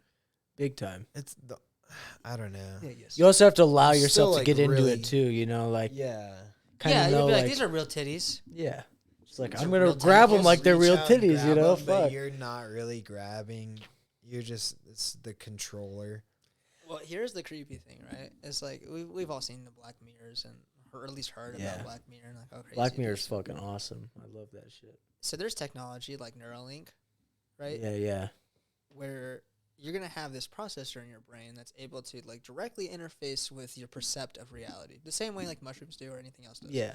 But on Did it a die? on a Oh shit. on an amount of like Pathetic. refined control that is unimaginable, Yeah. fine tuned to the pixel of your brain, like whatever that is, Yeah. and they're gonna be able to. Not like, here's the creepy thing about controlling the percept from within. So like right now we have percept controlled from outside. Mm-hmm.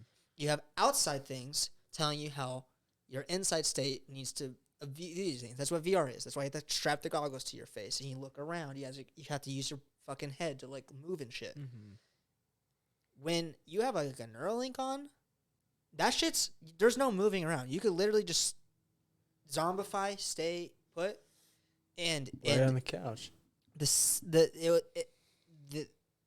It'll be like dreaming, right? The only thing that's like even mappable to what we understand and experience is dreaming, like a full, sentient, like completely aware dream, where, like in dreams, reality doesn't actually work the way it normally does. Like you can do things that don't make sense. You can travel amongst like periods of time, and like you can open a door and there's like more space inside this room than is possible or whatever. Yeah. Now imagine that, but without like the weird fogginess of like a dream state. No bounds. Yeah. Yeah, with a clarity of like reality, and you are doing these things in your brain. You could literally become an ethereal like plane of existence and have a whole universe exist on top of you. That's like You can have trippy shit to thousands get and into, thousands of bro. people Yeah. fucking. You can have dragons, fucking apes, fucking unimaginable creatures, fucking all on the same plane, and you can feel and experience every fucking pixel of it. Yeah. And would you ever want to don't- leave that? I don't know if you even knew if you could. Yeah. Like, here's the thing: it's like Ooh, that's a good question. Like, what does it even mean We- to be like, oh, I don't want that anymore? Yeah, I'm gonna snap out of this. Like, yeah. Are you even capable of that thought? because like, what if right now we're in that exact same scenario? In a way, dude, that's like trippy shit to think about. But it's like, but how would you? But like, no, for real though, like, how the fuck would you be able to snap yourself out of that? You know, like, unless there's just always like the on-off switch, It like in doesn't the matter peripheral. because you'll never like, know if you're out of it. Yeah. So you have to take on this like Buddhist sort of approach. So this is where I think I got really freaked out on doing a dab hit. Is like, okay, I went to hell, and hell is essentially a place where you're just deeply uncomfortable. Everything is just deeply, deeply uncomfortable. Yeah. Very misfortunate. Not good. and it's forever. Oh yeah. And it's persistent, and even the thought of things going better means, oh, no, that's just a trick to make you feel like you got out of hell. But welcome back. How much worse does it feel to come back to hell? Yeah. So it doesn't matter how far you get away. Dragging you back in is always the most like glamorous part of it, because then you're like, fuck, I'm here again. Yeah. There is no escape. But that It's was like, so good, and now, yeah. It's like Sisyphus. You roll the boulder so far up this hill. You're gonna get to the top. You can maybe I feel like you're making hell sound way better than it actually is. the suffering. Buddhism 101. The fucking morbid discomfort of living in this fractalized potential of just despair. Just this reeling from every fucking mistake you've ever made, fractally looking at every possibility, the infinite possibility as you approach these asymptotes of existence, knowing that you didn't make the right call, and you fall deeper and deeper and deeper in every time. So that's what it was like getting on a dab hit. Yeah, fuck. That's funny because I'm gonna go home and I'm gonna fucking do a dab, bro. Yeah. I'm gonna smoke a dab and go to bed, man. I love hell. I love that shit, man. And so the thing that I've realized from that is it doesn't matter. So like hell only exists when you're like, yeah, I'm in hell. It's the once you accept, like, yeah, I guess this is the state of it then.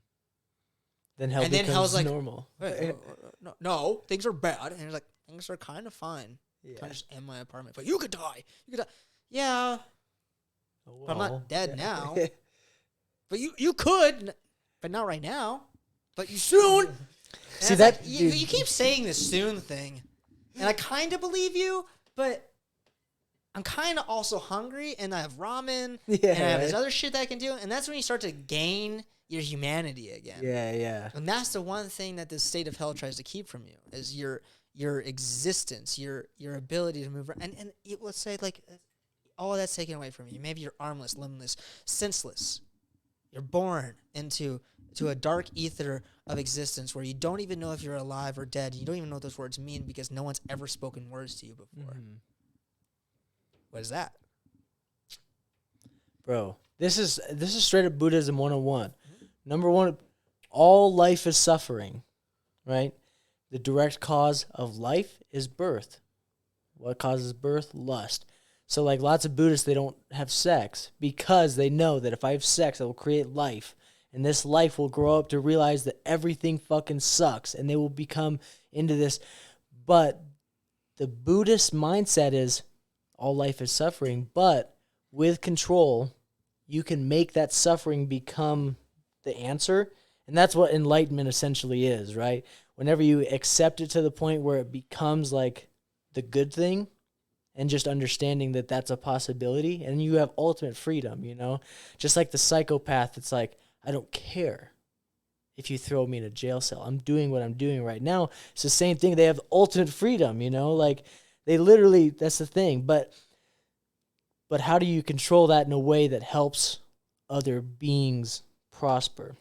And that's where you get into bodhisattvas. A bodhisattva is somebody who has not only achieved that enlightenment and able to go on to like but they stick around in the hell or life, whatever, the suffering, to help other suffering beings, to let you know, like, yo, there's actually a way out. I'm not going to tell you it, but there is, you know, and that's the crazy, it's a huge, like, kind of paradox in itself. But that's the thing about the bodhisattva is, like, you can give people direct instruction. Like, whatever you did, you can say, hey, follow path 1, 2, 3, and you'll get out of hell. The problem with that is everyone's an individual. Yeah. And in this type of framework, it doesn't matter what someone did before. You have to find it for yourself. Yeah, that path. And that's is for like your the whole thing with like alone. the Eightfold Path and everything like that. Is like if you see a Buddha on the Eightfold Path, you kill it because you're not enlightened. If you think you're in Nirvana, no. The minute you think you're in Nirvana is the minute you're not in Nirvana, and you need to start questioning again. Yeah, Like, yeah. oh wait, whoa. Yeah, no, never mind. Yeah. And it's Anybody not to be like, who's reading this podcast right now, go watch Siddhartha by Herman Hesse. anybody who's reading the podcast, go watch Siddhartha. Anybody who's watching this podcast, go read Siddhartha by Herman Hesse. No, I like the way you said it before because it was actually pretty good. It's brilliant. Yeah. Fuck, dude. But no, like that's the thing is like you can't. People want to know how to get out. It's like I can give you in a framework of what I did, but you need this is what Nietzsche talked about too. This is why nihilism and Buddhism are like virtually the same thing, and it's because like you said, like the Buddhists who don't interpret all of the Buddhist like the whole message get stuck in this thing where it's like I can't fuck anybody. Yeah. I have to just be this thing that sits like this That and tries to sucks, not yeah. suffer and have to be. And some people want to take on that challenge for their life. That's fine, but that's not what the Buddha was talking about. The Buddha was like, no, dude, like that's what you think you have to do to beat the suffering. It's like no, you can kind of just experience life and everything that's in it, but you need to understand that. I lost what I was gonna say. No, you're good, dude. That's and that's why there's no answer. we are The sober. Buddha Yeah. came down. Was like, hey, Snap back. like hit my Yeah. head. He's like, don't you fucking give the. And that's what it's like to take The acid. Bodhisattva for is you not kids at allowed home. to. Yeah. Right as soon as you get to the cosmic answer, it slips away and it just keeps. Fuck, where was I? Yeah, dude, that's spot on, man. That really is. No, but it is one of those things where it's like, hey, dude, like what are like you're even someone who like tries to tell you it's like this there's like this like parable or whatever it's called where this Buddha master is like teaching and he's like, you've become a very good student. You know everything that I know, but you're not complete. And he's like, why? I know everything you know. He's like, that is precisely the problem. You agree with everything I say. And he's like, I don't understand. Yeah. And he's like, you literally are a copy of me. He's like, exactly. I've done everything that you've done. What else is there to do? And it's like, the last thing you have to do is disagree. Yeah. And he just couldn't get it. He's like, I don't understand. I don't know what the fuck you mean. Like, you're crazy. And he's like, I know. Keep going that way. Yeah, Keep thinking right. I'm crazy because you're not going to find what you need through me. You're only going to find it through yourself. Yeah. I told you before this at work, I had a guy who was a Buddha dude, and I asked him a question like, you know, what I was thinking, like, if I get the answer out of him, that's the answer, you know. And he just said, like, I'll make up a scenario, like, dude, my girlfriend cheated on me. What do I do to get out of this okay? And this guy literally told me, he was like, make your mind a fucking wall. And that's it. Like, he didn't say anything else. Like, literally, he's like, make your mind a fucking wall. Super Buddha guy. Who knows what the fuck he's doing nowadays, but that's kind of the part of it, too. But he's like, make your mind a fucking wall. And that, like, resonated with me because that's the cool thing. It's poetic because, like, you know, somebody might take that completely different than how I took it. I took it as, like, fuck, that makes so much sense. I'm just going to not think about it. Like, I'm not going to think about it like that answer needs to be, or that question needs to be answered. Like, I think the important thing about that it's so hard to even wrap your head around it. The important thing about answers like that is that it's not going to be the same answer every time. no, yeah. It Like changes. the answer to whatever you were looking for was that answer in that specific moment. It's not this, like, even the next day it would have been a different answer. Just like when you take a step foot in Truckee River, it's not the same step you took in 5 seconds ago. Yeah. It's constantly moving. The mechanism is always changing and adapting, and you need to understand that that's the case and that your mission is not over, ever. You know, you'll never actually find the answer. It's just the pursuit of what that answer is. You'll get there because you find so much peace in trying to, like, pinpoint it. And when you chase, not go crazy chasing that, but just in the pursuit of whatever it is, you know? You get to build what it is. That's what Exactly. people don't realize. Is it's Buddhism is a process of construction, Mm-hmm. not a process of detection. Yeah. You're not trying to find anything. There's nothing to find. Yeah. If you go looking, you will find nothing. Yeah. You will only find wrong answers. The only thing you could ever do in Buddhism is build for yourself. Mm-hmm. And that's the whole philosophy to begin with. Is like, hey, if you don't think And destroy. well, deconstruct. There's always I two think there's a sides difference to any to coin. destroy If you things. can build something, you can destroy it. Because you can't destroy, you take a piece from it. And so that means that I took this piece and he gains this piece, but I took that piece and he takes. So, like, the mega, it literally is just Wait. going to continually go. Wait, but here's a really important question. Can I fuck it? Yes. Twice now and once in the shower.